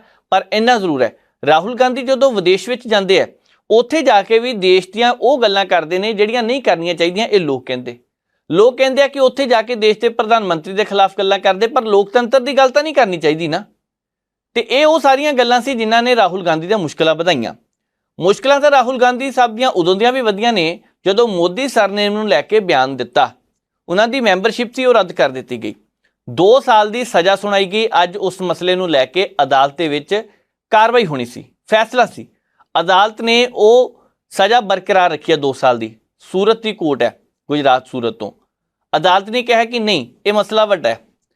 ਹੁਣ ਸਵਾਲ ਇਹ ਉੱਠਦਾ ਕਿ ਕਿੰਨਾ ਮਸਲਾ ਇਹ ਵੱਡਾ ਹੈ, ਕਿ ਇਹਦੇ ਨਾਲ ਕੋਈ ਹੋਰ ਕਾਰਨ ਵੀ ਜੁੜਦੇ ਆ ਕਿ ਸਿਰਫ ਇੱਕ ਸਰਨੇਮ ਦਾ ਨਾਮ ਲਏ ਜਾਣ ਕਰਕੇ ਹੀ ਰਾਹੁਲ ਗਾਂਧੀ ਸਾਹਿਬ ਨੂੰ ਇੰਨਾ ਕੁਛ ਝੱਲਣਾ ਪਿਆ, ਜਾਂ ਕਹਿ ਲਈਏ ਸਾਹਮਣਾ ਕਰਨਾ ਪਿਆ। ਇਹ ਜੋ ਗੱਲਾਂ ਨਿਕਲ ਕੇ ਸਾਹਮਣੇ ਆਈਆਂ ਸੀ, ਹੋਇਆ ਕੀ? ਰਾਹੁਲ ਗਾਂਧੀ ਸਾਹਿਬ ਦਾ ਇੱਕ ਬਿਆਨ ਆਉਂਦਾ, ਉਹ 2019 ਦੀਆਂ ਲੋਕ ਸਭਾ ਦੀਆਂ ਚੋਣਾਂ ਦੇ ਦੌਰਾਨ ਕਰਨਾਟਕ ਵਿੱਚ ਪ੍ਰਚਾਰ ਕਰ ਰਹੇ ਸੀ, ਕਰਨਾਟਕ ਦੇ ਕੁਲਾਰ ਵਿੱਚ। ਉੱਥੇ ਉਹਨਾਂ ਨੇ ਇੱਕ ਚੋਣ ਰੈਲੀ ਦੇ ਵਿੱਚ ਮੋਦੀ ਉਪਨਾ ਵਾਲੇ ਲੋਕਾਂ ਨੂੰ ਲੈ ਕੇ ਇੱਕ ਬਿਆਨ ਦਿੱਤਾ। ਹਾਲਾਂਕਿ ਬਿਆਨ ਦੀ ਨਿੰਦਿਆ ਬਹੁਤ ਹੋਈ, ਕਿਹਾ ਗਿਆ ਸੀ ਕਿ ਬਿਆਨ ਨਹੀਂ ਦੇਣਾ ਚਾਹੀਦਾ। ਉਸ ਵੇਲੇ ਕਾਂਗਰਸ ਦੇ ਪ੍ਰਧਾਨ ਰਾਹੁਲ ਗਾਂਧੀ ਸਾਹਿਬ ਨੇ ਪ੍ਰਧਾਨ ਮੰਤਰੀ ਮੋਦੀ ਸਾਹਿਬ ਨੂੰ ਨਿਸ਼ਾਨੇ ਤੇ ਲਿਆ ਸੀ ਤੇ ਇਹ ਗੱਲ ਕਹੀ ਸੀ ਕਿ ਚੌਂਕੀਦਾਰ 100% ਚੋਰ ਹੈ। ਸਿਆਸਤ ਵਿੱਚ ਇਸ ਤਰ੍ਹਾਂ ਦੀ ਸ਼ਬਦਾਂ ਦੀ ਵਰਤੋਂ ਨਾ ਕੀਤੀ ਜਾਵੇ ਤਾਂ ਚੰਗਾ ਹੈ। ਪਰ ਭਾਰਤ ਦੀ ਸਿਆਸਤ ਨੂੰ ਵੀ ਇਸ ਵੇਲੇ, ਕੁਝ ਕੁ ਸਿਆਸਤਦਾਨਾਂ ਦੇ ਬਿਆਨਾਂ ਨੂੰ ਵੀ ਇਸ ਵੇਲੇ ਪਤਾ ਨਹੀਂ ਕੀ ਹੋਇਆ ਪਿਆ, ਕਿਹੜੇ ਸ਼ਬਦ, ਕਿਸ ਤਰ੍ਹਾਂ ਦੀ ਬੋਲੀ, ਕਿਸ ਤਰ੍ਹਾਂ ਦੀ ਭਾਸ਼ਾ ਦਾ ਇਸਤੇਮਾਲ ਕਰ ਰਹੇ ਨੇ। ਚੋਰ, ਉਚੱਕੇ, ਗੁੰਡੇ, ਬਦਮਾਸ਼ ਸ਼ਬਦ ਵਰਤੇ ਜਾ ਰਹੇ ਨੇ, ਜੋ ਬਿਲਕੁਲ ਵੀ ਸਹੀ ਨਹੀਂਗਾ। ਸਿਆਸਤਦਾਨਾਂ ਦਾ ਕੰਮ ਹੈ ਮੁੱਦੇ ਚੁੱਕਣਾ, ਚੁੱਕੋ, ਜਿੰਨੇ ਚੁੱਕ ਹੁੰਦੇ ਨੇ ਚੁੱਕੋ। ਪਰ ਆਹ ਸ਼ਬਦ ਇਦਾਂ ਦੇ ਵਰਤ ਕੇ ਜੋ ਲੋਕਾਂ ਦੇ ਵਿੱਚ ਵਿਚਰਨਾ ਭਾਈ, ਲੋਕਾਂ ਨੇ ਤੁਹਾਨੂੰ ਇਸ ਕਰਕੇ ਚੁਣਿਆ ਕਿ ਸਿਆਣੇ ਬੰਦੇ ਨੇ। ਲੋਕਾਂ ਨੇ ਇਸ ਕਰਕੇ ਵੋਟ ਪਾਈ ਹੈ ਤੁਹਾਨੂੰ ਕਿ ਤੁਸੀਂ ਦੇਸ਼ ਦਾ ਵਿਕਾਸ ਕਰੋਗੇ। ਨਹੀਂ ਤਾਂ ਹਰ ਇੱਕ ਬੰਦਾ ਆਪਣੇ ਆਪ ਦੇ ਵਿੱਚ ਵੀ ਵੱਡਾ ਲੀਡਰ ਹੈਗਾ, ਨਹੀਂ ਤਾਂ ਕਿਸੇ ਵੀ ਲੀਡਰ ਨੂੰ ਖੜੇ ਕਰਕੇ ਦੇ ਲਓ, ਮਹੱਲੇ ਵਿੱਚੋਂ 5-4 ਵੋਟਾਂ ਪੈ ਹੀ ਜਾਂਦੀਆਂ ਉਹਨੂੰ। ਪਰ ਇੱਥੇ ਸਿਆਸਤਦਾਨ ਵੱਖਰੇ ਨੇ, ਉਹਨਾਂ ਦੀ ਸੋਚ ਵੱਖਰੀ ਹੈ, ਉਹਨਾਂ ਕੋਲ ਪੈਸਾ ਹੁੰਦਾ, ਆਮ ਲੋਕਾਂ ਕੋਲ ਪੈਸਾ ਨਹੀਂ ਤਾਂ ਹਰ ਇੱਕ ਬੰਦਾ ਵੋਟਾਂ ਤੇ ਖੜ ਜਾਵੇ। ਅੱਜ ਕੱਲ੍ਹ ਤਾਂ ਕਿਹਾ ਵੀ ਜਾਂਦਾ ਪਿਆ ਨਾ, ਆਮ ਬੰਦੇ ਦੇ ਬਸ ਦਾ ਕੰਮ ਨਹੀਂ, ਜੇ ਤੋਂ 4 ਛਿੱਲੜ ਹੈਗੇ ਆ ਉਹੀ ਬੰਦਾ ਖੜਾ ਹੁੰਦਾ ਵੋਟਾਂ ਤੇ। ਪਰ ਜਿਹੜਾ ਸ਼ਬਦ 2019 ਦੀਆਂ ਲੋਕ ਸਭਾ ਦੀਆਂ ਚੋਣਾਂ ਦੇ ਵਿੱਚ ਰਾਹੁਲ ਗਾਂਧੀ ਸਾਹਿਬ ਨੇ ਕਿਹਾ ਸੀਗਾ, ਉਹ 1 ਸਾਲ ਪਹਿਲਾਂ ਹੀ ਚਰਚਾ ਦੇ ਵਿੱਚ ਆਇਆ। 2019 ਤੋਂ ਬਾਅਦ 2022 'ਚ ਉਹਦਾ ਜ਼ਿਕਰ ਹੋਣ ਲੱਗਿਆ। 2024 ਦੀਆਂ ਚੋਣਾਂ ਤੋਂ 2 ਸਾਲ ਪਹਿਲਾਂ ਜ਼ਿਕਰ ਹੋਣ ਲੱਗਿਆ। ਸਵਾਲ ਤਾਂ ਇਹ ਸਭ ਤੋਂ ਵੱਡਾ ਹੈ ਕਿ 2024 ਦੀਆਂ ਲੋਕ ਸਭਾ ਦੀਆਂ ਚੋਣਾਂ ਤੋਂ ਪਹਿਲਾਂ ਇੱਕ ਮੁੱਦਾ ਬਣਾਇਆ ਜਾ ਰਿਹਾ ਸੀ ਕਿ ਇਹ ਫੈਸਲਾ ਰਾਹੁਲ ਗਾਂਧੀ ਦੇ ਖਿਲਾਫ ਜਾਏਗਾ, ਭਾਜਪਾ ਦੇ ਹੱਕ ਵਿੱਚ ਜਾਏਗਾ, ਜਾਂ ਫਿਰ ਇਹ ਫੈਸਲਾ ਆਉਣ ਵਾਲੇ ਸਮੇਂ ਦੇ ਦੌਰਾਨ ਰਾਹੁਲ ਗਾਂਧੀ ਦੀ ਕਿਤੇ ਨਾ ਕਿਤੇ ਮਦਦ ਕਰ ਸਕਦਾ। ਕਿਉਂਕਿ ਰਾਹੁਲ ਗਾਂਧੀ ਸਾਹਿਬ ਨੇ ਹੋਰ ਵੀ ਬਹੁਤ ਸਾਰੇ ਮੁੱਦੇ ਚੁੱਕੇ। ਰਾਫੇਲ ਜਹਾਜ਼ਾਂ ਦਾ 30,000 ਕਰੋੜ ਰੁਪਏ ਦਾ ਮਸਲਾ ਸੀ, ਮੁਕੇਸ਼ ਅੰਬਾਨੀ ਦਾ ਨਾਮ ਉਹਦੇ ਵਿੱਚ ਸਾਹਮਣੇ ਆਇਆ। ਇਹ ਵੀ ਗੱਲ ਕਹੀ ਗਈ ਕਿ ਪ੍ਰਧਾਨ ਮੰਤਰੀ ਨਰਿੰਦਰ ਮੋਦੀ ਹੋਰਾਂ ਨੇ ਆਪਣੇ ਦੋਸਤਾਂ ਨੂੰ, ਉਹਨਾਂ ਦੀਆਂ ਕੰਪਨੀਆਂ ਨੂੰ ਬਚਾਉਣ ਦੇ ਲਈ ਫਾਇਦਾ ਦਿੱਤਾ। ਫਿਰ ਉਸ ਤੋਂ ਬਾਅਦ ਨੀਰਵ ਮੋਦੀ, ਮੇਹੁਲ ਚੌਕਸੀ, ਲਲਿਤ ਮੋਦੀ, ਵਿਜੇ ਮਾਲਿਆ, ਹੋਰ ਵੀ ਕਈ ਨਾਮ ਨੇ, ਅਨਿਲ ਅੰਬਾਨੀ, ਇਹਨਾਂ ਸਾਰਿਆਂ ਦਾ ਨਾਮ ਆਇਆ। ਹੁਣ ਕਿਹਾ ਤਾਂ ਇਹ ਵੀ ਗਿਆ ਸੀ ਕਿ ਜਿੰਨੇ ਵੀ ਮੋਦੀ ਹੈ ਇਹਨਾਂ ਨੂੰ ਚੋਰ ਕਹਿ ਦਿੱਤਾ ਗਿਆ। ਮੈਂ ਫਿਰ ਕਹਿੰਦਾ ਕਿ ਇਹ ਸ਼ਬਦ ਨਾ ਵਰਤੇ ਤਾਂ ਚੰਗੇ ਸੀ, ਪਰ ਇਸ ਸ਼ਬਦ ਨੂੰ ਵਰਤਣ ਦੇ ਕਰਕੇ ਹੀ ਇੱਕ ਆਮ ਨਾਗਰਿਕ ਨੇ ਅਦਾਲਤ ਦੇ ਵਿੱਚ ਪਟੀਸ਼ਨ ਦਿੱਤੀ। ਉਹ ਕਹਿੰਦੇ ਕਿ ਸਿਆਸਤਦਾਨਾਂ ਨੂੰ ਕਿਹਾ, ਸਾਰੇ ਭਾਈਚਾਰੇ ਨੂੰ ਕਹਿ ਦਿੱਤਾ। ਇਸੇ ਕਰਕੇ ਰਾਹੁਲ ਗਾਂਧੀ ਦੇ ਖਿਲਾਫ ਕੇਸ ਚੱਲਿਆ ਤੇ ਉਸ ਕੇਸ ਦੇ ਵਿੱਚ ਸੁਣਵਾਈ ਚੱਲਦੀ ਪਈ ਸੀ, ਪਰ ਅੱਜ ਅਦਾਲਤ ਨੇ ਕਹਿ ਦਿੱਤਾ ਕਿ ਨਹੀਂ, ਸਜ਼ਾ ਬਰਕਰਾਰ ਰੱਖੀ ਜਾਵੇਗੀ ਕਿਉਂਕਿ ਇਹ ਕੰਮ ਛੋਟਾ ਨਹੀਂਗਾ। ਹਾਂ, ਇੰਨਾ ਜ਼ਰੂਰ ਹੈ। ਅੱਗੇ ਵਧਦੇ ਹਾਂ, ਹੋਰ ਵੀ ਬਹੁਤ ਸਾਰੀਆਂ ਖਬਰਾਂ ਜਿਨ੍ਹਾਂ ਤੇ ਚਰਚਾ ਕਰਨੀ ਹੈ। ਇੱਕ ਮੁੱਦਾ ਬਹੁਤ ਗੰਭੀਰ ਹੈ, ਅੰਨ ਸਮੱਸਿਆ ਨੂੰ ਲੈ ਕੇ, ਜੋ ਆਉਣ ਵਾਲੇ ਸਮੇਂ 'ਚ ਵੱਡੀ ਸਮੱਸਿਆ ਆ ਸਕਦੀ ਹੈ। ਭਾਰਤ ਵਿਕਾਸਸ਼ੀਲ ਦੇਸ਼ਾਂ ਦੇ ਵਿੱਚ ਆਉਂਦਾ ਹੈ। ਪਹਿਲਾਂ ਇੱਕ ਸਮਾਂ ਸੀ ਜਦੋਂ ਕਿਤਾਬਾਂ ਵਿੱਚ ਪੜ੍ਹਿਆ ਜਾਂਦਾ ਸੀ ਭਾਰਤ ਵਿਕਾਸਹੀਣ ਦੇਸ਼ ਹੈ, ਪਰ ਹੁਣ ਵਿਕਾਸਸ਼ੀਲ ਦੇਸ਼ ਹੈ ਕਿਉਂਕਿ ਲਗਾਤਾਰ ਅਰਥ ਵਿਵਸਥਾ ਵੱਧਦੀ ਜਾ ਰਹੀ ਹੈ। ਆਰਥਿਕ ਵਿਕਾਸ ਨੂੰ ਤੇਜ਼ ਕਰਨ ਦੇ ਲਈ ਸਾਰੇ ਸਿਆਸਤਦਾਨ ਇਕੱਠੇ ਹੋ ਰਹੇ ਨੇ ਤੇ ਇਸ ਵੇਲੇ ਜਿਸ ਹਿਸਾਬ ਦੇ ਨਾਲ ਅਰਥ ਵਿਵਸਥਾ ਉੱਪਰ ਵੱਲ ਆ ਰਹੀ ਹੈ, ਉਤੋਂ ਲੈ ਕੇ ਕਈ ਤਰ੍ਹਾਂ ਦੀਆਂ ਖਬਰਾਂ ਵੀ ਸਾਹਮਣੇ ਆ ਰਹੀਆਂ ਨੇ। ਹੁਣ ਦੇਸ਼ ਦੀ ਆਬਾਦੀ ਵੀ ਲਗਾਤਾਰ ਵੱਧਦੀ ਜਾ ਰਹੀ ਹੈ, ਇੱਕ ਬਹੁਤ ਵੱਡਾ ਚਿੰਤਾ ਦਾ ਵਿਸ਼ਾ। ਚੀਨ ਤੋਂ ਉੱਪਰ ਕੁਝ ਕੁ ਸਮੇਂ ਦੇ ਬਾਅਦ ਅਸੀਂ ਟੱਪ ਜਾਣਾ। ਹਾਲਾਂਕਿ ਚੀਨ ਦੇ ਵਿੱਚ ਇਹ ਸਮੱਸਿਆ ਆ ਰਹੀ ਹੈ ਕਿ ਉੱਥੇ ਮਾਂ-ਪਿਓ ਬੱਚਿਆਂ ਨੂੰ ਤਰਜੀਹ ਨਹੀਂ ਦੇ ਰਹੇ ਤੇ ਨਾ ਹੀ ਨਵਾਂ ਬੱਚਾ ਪੈਦਾ ਕਰਨ ਦੇ ਲਈ ਉਹ ਇੱਛੁਕ ਨੇ।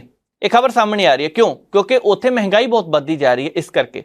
ਪਰ ਭਾਰਤ ਵਿੱਚ ਜਨਸੰਖਿਆ ਵੀ ਵੱਧਦੀ ਜਾ ਰਹੀ ਹੈ, ਸਾਧਨ ਵੀ ਘਟਦੇ ਜਾ ਰਹੇ ਨੇ। ਆਉਂਦੇ ਸਮੇਂ ਦੌਰਾਨ ਇੱਕ ਬਹੁਤ ਵੱਡੀ ਸਮੱਸਿਆ ਇਹ ਬਣ ਸਕਦੀ ਹੈ।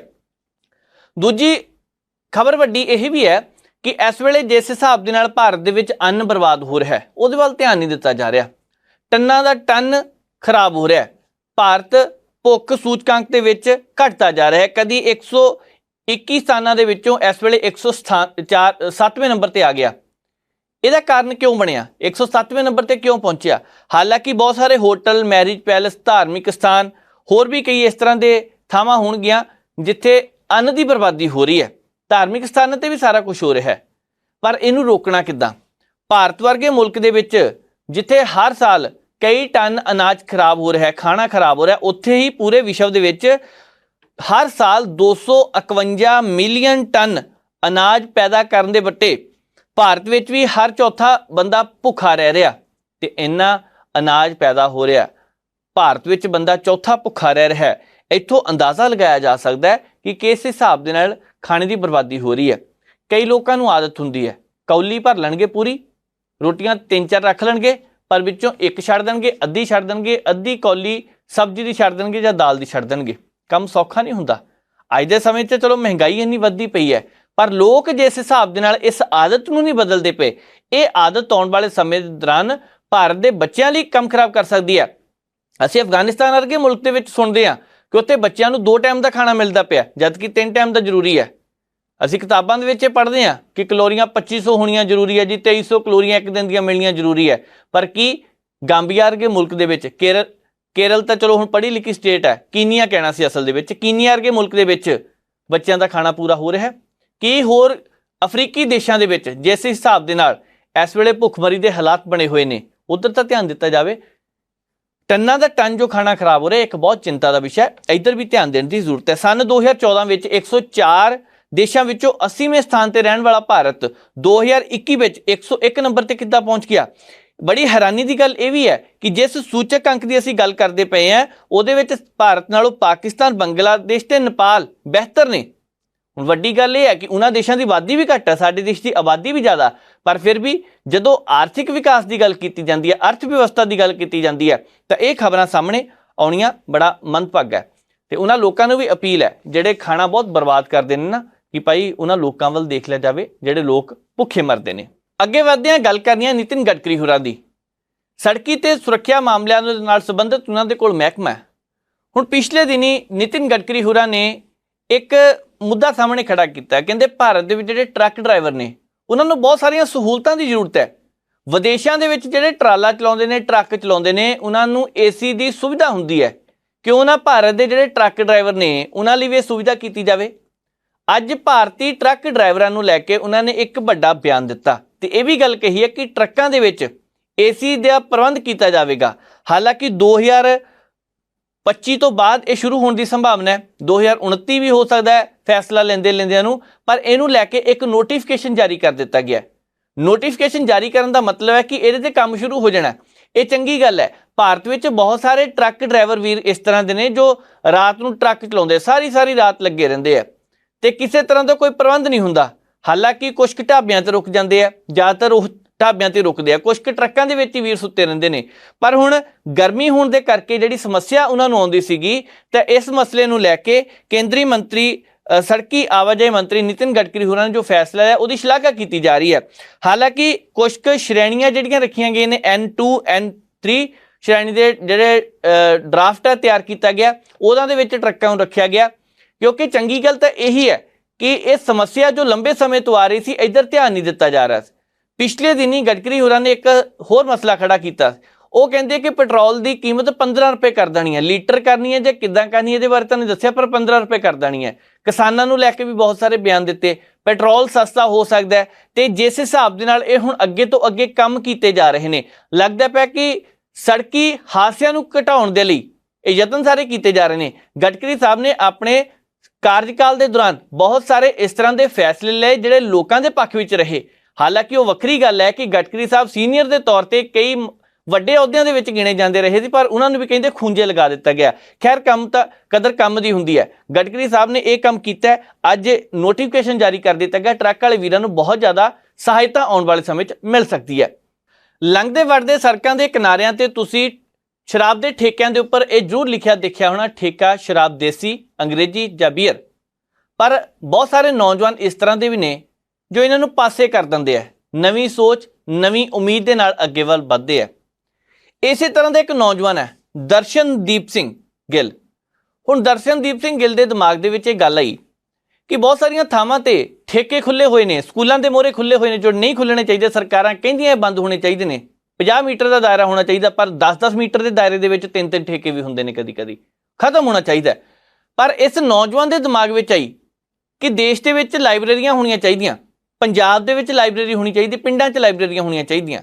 ਇਸ ਕਰਕੇ ਉਸ ਨੌਜਵਾਨ ਨੇ ਲਾਇਬ੍ਰੇਰੀ ਤਾਂ ਖੋਲ੍ਹ ਦਿੱਤੀ, ਪਰ ਉਹਦਾ ਨਾਮ ਕੀ ਰੱਖਿਆ? ਠੇਕਾ ਕਿਤਾਬ ਦੇਸੀ ਤੇ ਅੰਗਰੇਜ਼ੀ। ਹਾਲਾਂਕਿ ਇੱਕ ਵਾਰ ਪਹਿਲਾਂ ਵੀ ਇਦਾਂ ਦਾ ਨਾਮ ਰੱਖਿਆ ਸੀ ਕਿਸੇ ਨੇ, ਤਾਂ ਉਹਨਾਂ ਦਾ ਵਿਰੋਧ ਕੀਤਾ ਗਿਆ। ਪਰ ਇਹ ਲੋਕ, ਇਹ ਸਮਾਜ ਸੇਵੀ ਲੋਕ ਕਹਿੰਦੇ ਨੇ ਇਹ 'ਚ ਗਲਤ ਕੀ ਹੈ। ਪ੍ਰਾਈਮ ਏਸ਼ੀਆ ਟੀਵੀ ਦੀ ਪੱਤਰਕਾਰ ਨੇ ਹਰਸਿਮਰਨਜੀਤ ਹੋਰਾਂ ਨੇ ਜਦੋਂ ਗੱਲ ਕੀਤੀ ਹੈ ਦਰਸ਼ਨਦੀਪ ਦੇ ਨਾਲ, ਤਾਂ ਉਹਨਾਂ ਨੇ ਬਹੁਤ ਸਾਰੀਆਂ ਗੱਲਾਂ ਕੀਤੀਆਂ ਕਿ ਇਹ ਲਾਇਬ੍ਰੇਰੀ ਬਣਾਉਣ ਦੀ ਜ਼ਰੂਰਤ ਕਿਉਂ ਪਈ, ਪਿੰਡਾਂ ਦੇ ਵਿੱਚ ਕਿੰਨੇ ਕੁ ਨੌਜਵਾਨ ਆਉਂਦੇ ਨੇ, ਪਿੰਡਾਂ ਦੇ ਵਿੱਚ ਕਿੰਨੇ ਕੁ ਮੁੰਡੇ ਸਾਥ ਦਿੰਦੇ ਨੇ, ਕਿਉਂਕਿ ਇਸ ਵੇਲੇ ਜ਼ਰੂਰੀ ਤਾਂ ਇਹੀ ਹੈ ਕਿ ਟੈਕਨੋਲੋਜੀ ਦੇ ਜ਼ਮਾਨੇ ਦੇ ਵਿੱਚ, ਆਈਫੋਨ ਸਮਾਰਟਫੋਨ ਦੇ ਜ਼ਮਾਨੇ ਦੇ ਵਿੱਚ ਲੋਕ ਕਿਤਾਬਾਂ ਨੂੰ ਪੜ੍ਹਨ। ਸਾਰਾ ਕੁਝ ਨੈੱਟ 'ਤੇ ਅਵੇਲੇਬਲ ਹੈ, ਕਿਸੇ ਕੋਲ PDF ਮਿਲ ਜਾਂਦੀ, ਕਿਸੇ ਨੂੰ ਵਰਡ ਫਾਈਲ ਮਿਲ ਜਾਂਦੀ ਹੈ, ਪਰ ਜੋ ਚੀਜ਼ ਕਿਤਾਬ ਦੇ ਵਿੱਚੋਂ ਗਿਆਨ ਮਿਲਦਾ, ਜੋ ਕਿਤਾਬ ਦੇ ਅੱਖਰਾਂ ਤੋਂ ਨੌਲੇਜ ਮਿਲਦੀ ਹੈ, ਉਹ ਕਿਤੇ ਨਹੀਂ। ਬਹੁਤ ਸਾਰੇ ਲੋਕ ਅੱਜ ਵੀ ਉਹ ਨੇ ਜੋ ਫੋਨ ਦੇ ਉੱਪਰ ਅਖਬਾਰਾਂ ਪੜ੍ਹ ਲੈਂਦੇ ਨੇ, ਪਰ ਕਈ ਲੋਕ ਉਹ ਹੈ ਜੋ ਘਰ ਦੇ ਵਿੱਚ ਅਖਬਾਰ ਹੁੰਦੀ ਹੈ, ਨਾਲੇ ਚਾਹ ਦੀਆਂ ਚੁਸਕੀਆਂ ਲੈਂਦੇ ਆ, ਨਾਲੇ ਅਖਬਾਰ ਪੜ੍ਹਦੇ ਆ, ਕਹਿੰਦੇ ਨਜ਼ਾਰਾ ਇਹਦਾ ਵੱਖਰਾ ਹੁੰਦਾ। ਜੋ ਚੀਜ਼ ਕਿਤਾਬਾਂ ਵਿੱਚ ਲਿਖੀ ਹੈ, ਜੋ ਆਨੰਦ ਕਿਤਾਬਾਂ ਵਿੱਚ ਹੈ, ਉਹ ਕਿਤਾਬਾਂ ਵਿੱਚ ਹੈ, ਕਿਤੇ ਹੋਰ ਨਹੀਂ ਮਿਲ ਸਕਦਾ। ਪਰ ਹਰਸਿਮਰਨਜੀਤ ਕੌਰ ਹੋਰਾਂ ਨੇ ਜੋ ਰਿਪੋਰਟ ਕੀਤੀ ਹੈ ਉਹਦਾ ਹਿੱਸਾ ਦੇਖਦੇ ਹਾਂ, ਕਿਉਂਕਿ ਜ਼ਰੂਰੀ ਇਹੀ ਹੈ ਜਾਣਨਾ ਕਿ ਉਸ ਨੌਜਵਾਨ ਨੇ ਇਹਨੂੰ ਸ਼ੁਰੂਆਤ ਕਿਉਂ ਕੀਤੀ ਇਸ ਦੀ। ਪਹਿਲਾਂ ਉੱਧਰ ਵੀ ਨਿਗਾਹ ਮਾਰਦੇ ਹਾਂ। ਦਾਰੂ ਦੇ ਠੇਕੇ ਤੁਸੀਂ ਸਾਰਿਆਂ ਨੇ ਥਾਂ-ਥਾਂ ਤੇ ਖੁੱਲੇ ਜ਼ਰੂਰ ਦੇਖੇ ਹੋਣੇ ਨੇ, ਪਰ ਅੱਜ ਅਸੀਂ ਤੁਹਾਨੂੰ ਕਿਤਾਬਾਂ ਦੇ ਇੱਕ ਠੇਕੇ ਦੇ ਵਿੱਚ ਲੈ ਕੇ ਆਏ ਹਾਂ। ਤੁਸੀਂ ਦੇਖ ਸਕਦੇ ਹੋ ਇੱਥੇ ਲਿਖਿਆ ਹੈ ਠੇਕਾ ਕਿਤਾਬ ਦੇਸੀ ਤੇ ਅੰਗਰੇਜ਼ੀ ਠੰਡੀ ਏਅਰ। ਤਹਿਸੀਲ ਪਾਇਲ ਤੇ ਪਿੰਡ ਜਰਗੜੀ ਦੇ ਵਿੱਚ ਅੱਜ ਤੁਹਾਨੂੰ ਲੈ ਕੇ ਆਏ ਹਾਂ ਤੇ ਦਰਸ਼ਨਦੀਪ ਗਿੱਲ ਹੋਰਾਂ ਦੇ ਵੱਲੋਂ ਇੱਕ ਠੇਕਾ ਕਿਤਾਬਾਂ ਦਾ ਸ਼ੁਰੂ ਕੀਤਾ ਗਿਆ ਹੈ। ਇਹ ਕਨਸੈਪਟ ਉਹਨਾਂ ਦੇ ਦਿਮਾਗ ਦੇ ਵਿੱਚ ਕਿੱਦਾਂ ਆਉਂਦਾ ਹੈ ਤੇ ਕੀ ਵਿਸ਼ੇਸ਼ਤਾਵਾਂ ਇਹਨਾਂ ਦੇ ਇਸ ਠੇਕੇ ਦੀਆਂ ਨੇ, ਆਓ ਜਾਣਦੇ ਹਾਂ ਦਰਸ਼ਨਦੀਪ ਸਿੰਘ ਗਿੱਲ ਹੋਰਾਂ ਦੇ ਕੋਲੋਂ। ਇਹ ਤੁਸੀਂ, ਮੈਂ ਜਦੋਂ ਐਂਟਰ ਕਰਦੇ ਹਾਂ ਇੱਥੇ ਲਿਖਿਆ ਠੇਕਾ ਕਿਤਾਬਾਂ ਦਾ, ਇਹ ਦਿਮਾਗ ਦੇ ਵਿੱਚ ਤੁਹਾਡੇ ਕਿੱਦਾਂ ਕਨਸੈਪਟ ਆਇਆ ਕਿ ਇਸ ਤਰ੍ਹਾਂ ਦਾ ਠੇਕਾ ਸ਼ੁਰੂ ਕੀਤਾ ਜਾਵੇ? ਜਦੋਂ ਲਾਇਬ੍ਰੇਰੀ ਬਣਾ ਰਹੇ ਸੀ ਨਾ, ਤਾਂ ਮਨ ਦੇ ਵਿੱਚ ਇਹ ਸੀਗਾ ਵੀ ਲਾਇਬ੍ਰੇਰੀ ਬਣਾਉਣੀ ਤਾਂ ਹੈਗੀ ਹੈ ਤੇ ਲੋਕਾਂ ਨੂੰ ਅਟਰੈਕਟ ਵੀ ਕਰਨਾ, ਆਪਣੇ ਵੱਲ ਖਿੱਚਣਾ ਵੀ ਹੈ। ਤੇ ਜਦੋਂ ਆਪਾਂ ਕਿਤੇ ਵੀ ਜਾਂਦੇ ਹਾਂ, ਕਿਤੇ ਵੀ ਘੁੰਮਦੇ ਹਾਂ, ਹੈ ਨਾ, ਕਿਸੇ ਵੀ ਜਗ੍ਹਾ 'ਤੇ ਜਾਂਦੇ ਹਾਂ, ਤਾਂ ਹਰ ਇੱਕ 2-3 ਕਿਲੋਮੀਟਰ ਬਾਅਦ ਅਸੀਂ ਨੋਟ ਕੀਤਾ ਵੀ ਲਿਖਿਆ ਹੋਇਆ ਆ ਰਿਹਾ ਠੇਕਾ ਸ਼ਰਾਬ ਦੇਸੀ ਤੇ ਅੰਗਰੇਜ਼ੀ ਠੰਡੀ ਬੀਅਰ। ਤਾਂ ਮਨ ਦੇ ਵਿੱਚ ਆਇਆ ਵੀ ਕੋਈ ਨਾ ਕੁਛ ਇਹੋ ਜਿਹਾ ਹੀ ਰਲਦਾ ਮਿਲਦਾ ਰੱਖ ਲਈਏ ਵੀ ਜਿਹੜਾ ਲੋਕਾਂ ਨੂੰ ਇੱਕ ਵਾਰ ਰੁਕਣ ਵਾਸਤੇ ਮਜਬੂਰ ਕਰੇ। ਸ਼ਰਾਬ ਤੋਂ ਫਿਰ ਕਿਤਾਬ ਕੀਤਾ ਤੇ ਬੀਅਰ ਤੋਂ ਫਿਰ ਠੰਡੀ ਏਅਰ ਕੀਤੀ, ਤੇ ਇਸ ਕਰਕੇ ਨਾਮ ਰੱਖਿਆ ਸੀ। ਲੋਕਾਂ ਨੇ ਕਿੰਨਾ ਕੁ ਸਰਾਇਆ ਇਸ ਨਾਮ ਨੂੰ? ਨਵਾਂ ਕੰਸੈਪਟ ਸੀਗਾ, ਕਿਉਂਕਿ ਲੋਕਾਂ ਦੇ ਮਨ ਦੇ ਵਿੱਚ ਨਾ ਜਿਹੜਾ ਠੇਕਾ ਸ਼ਬਦ ਹੈ ਉਹ ਸ਼ਰਾਬ ਕਰਕੇ ਹੀ ਜੁੜਿਆ ਹੋਇਆ, ਉਹਨਾਂ ਦੇ ਮਨ ਦੇ ਵਿੱਚ ਉਹ ਸ਼ਰਾਬ ਹੀ ਚੱਲਦੀ ਰਹਿੰਦੀ ਹੈ। ਪਰ ਜੇ ਅਸੀਂ ਪੰਜਾਬੀ ਭਾਸ਼ਾ ਦੀ ਗੱਲ ਕਰੀਏ ਵੀ ਅਸਲ ਵਿੱਚ ਜਿਹੜਾ ਠੇਕਾ ਸ਼ਬਦ ਹੈ ਇਹਦਾ ਮਤਲਬ ਕੀ ਹੈ? ਠੇਕੇ ਦਾ ਮਤਲਬ ਹੁੰਦਾ ਰਿਸਪੌਂਸਿਬਿਲਿਟੀ, ਜ਼ਿੰਮੇਵਾਰੀ। ਤਾਂ ਮੈਨੂੰ ਐ ਲੱਗਦਾ ਸੀਗਾ ਵੀ ਮੈਂ ਇੱਕ ਜ਼ਿੰਮੇਵਾਰੀ ਲੈਣਾ ਆਪਣਾ ਸਮਾਜ ਦੇ ਵਿੱਚ, ਆਪਣੇ ਸਟੇਟ ਵਾਸਤੇ, ਆਪਣੇ ਦੇਸ਼ ਵਾਸਤੇ, ਵੀ ਮੈਂ ਦੁਨੀਆ ਨੂੰ, ਬੱਚਿਆਂ ਨੂੰ, ਨੌਜਵਾਨਾਂ ਨੂੰ, ਸਾਰਿਆਂ ਨੂੰ ਕਿਤਾਬਾਂ ਨਾਲ ਜੋੜੂੰਗਾ, ਉਸ ਚੀਜ਼ ਦਾ ਠੇਕਾ ਲਊਂਗਾ। ਤਾਂ ਉੱਥੋਂ ਇਹਦਾ ਨਾਮ ਬਣ ਗਿਆ ਸੀਗਾ ਠੇਕਾ ਕਿਤਾਬ। ਇੱਧਰ ਤੁਸੀਂ ਖੰਨਾ, ਕੈਨੇਡਾ, ਆਸਟ੍ਰੇਲੀਆ, ਇਹ ਕਿੱਦਾਂ ਤੁਸੀਂ ਡਿਸਟੈਂਸ ਵੀ ਲਿਖਿਆ ਤੇ ਕਿੱਦਾਂ? ਇਹਦਾ ਹਰਸਿਮਰਨ ਦੋ ਮੀਨਿੰਗ ਨੇ, ਇੱਕ ਤਾਂ ਪੋਜ਼ਿਟਿਵ ਹੈ, ਇੱਕ ਨੈਗੇਟਿਵ ਹੈ।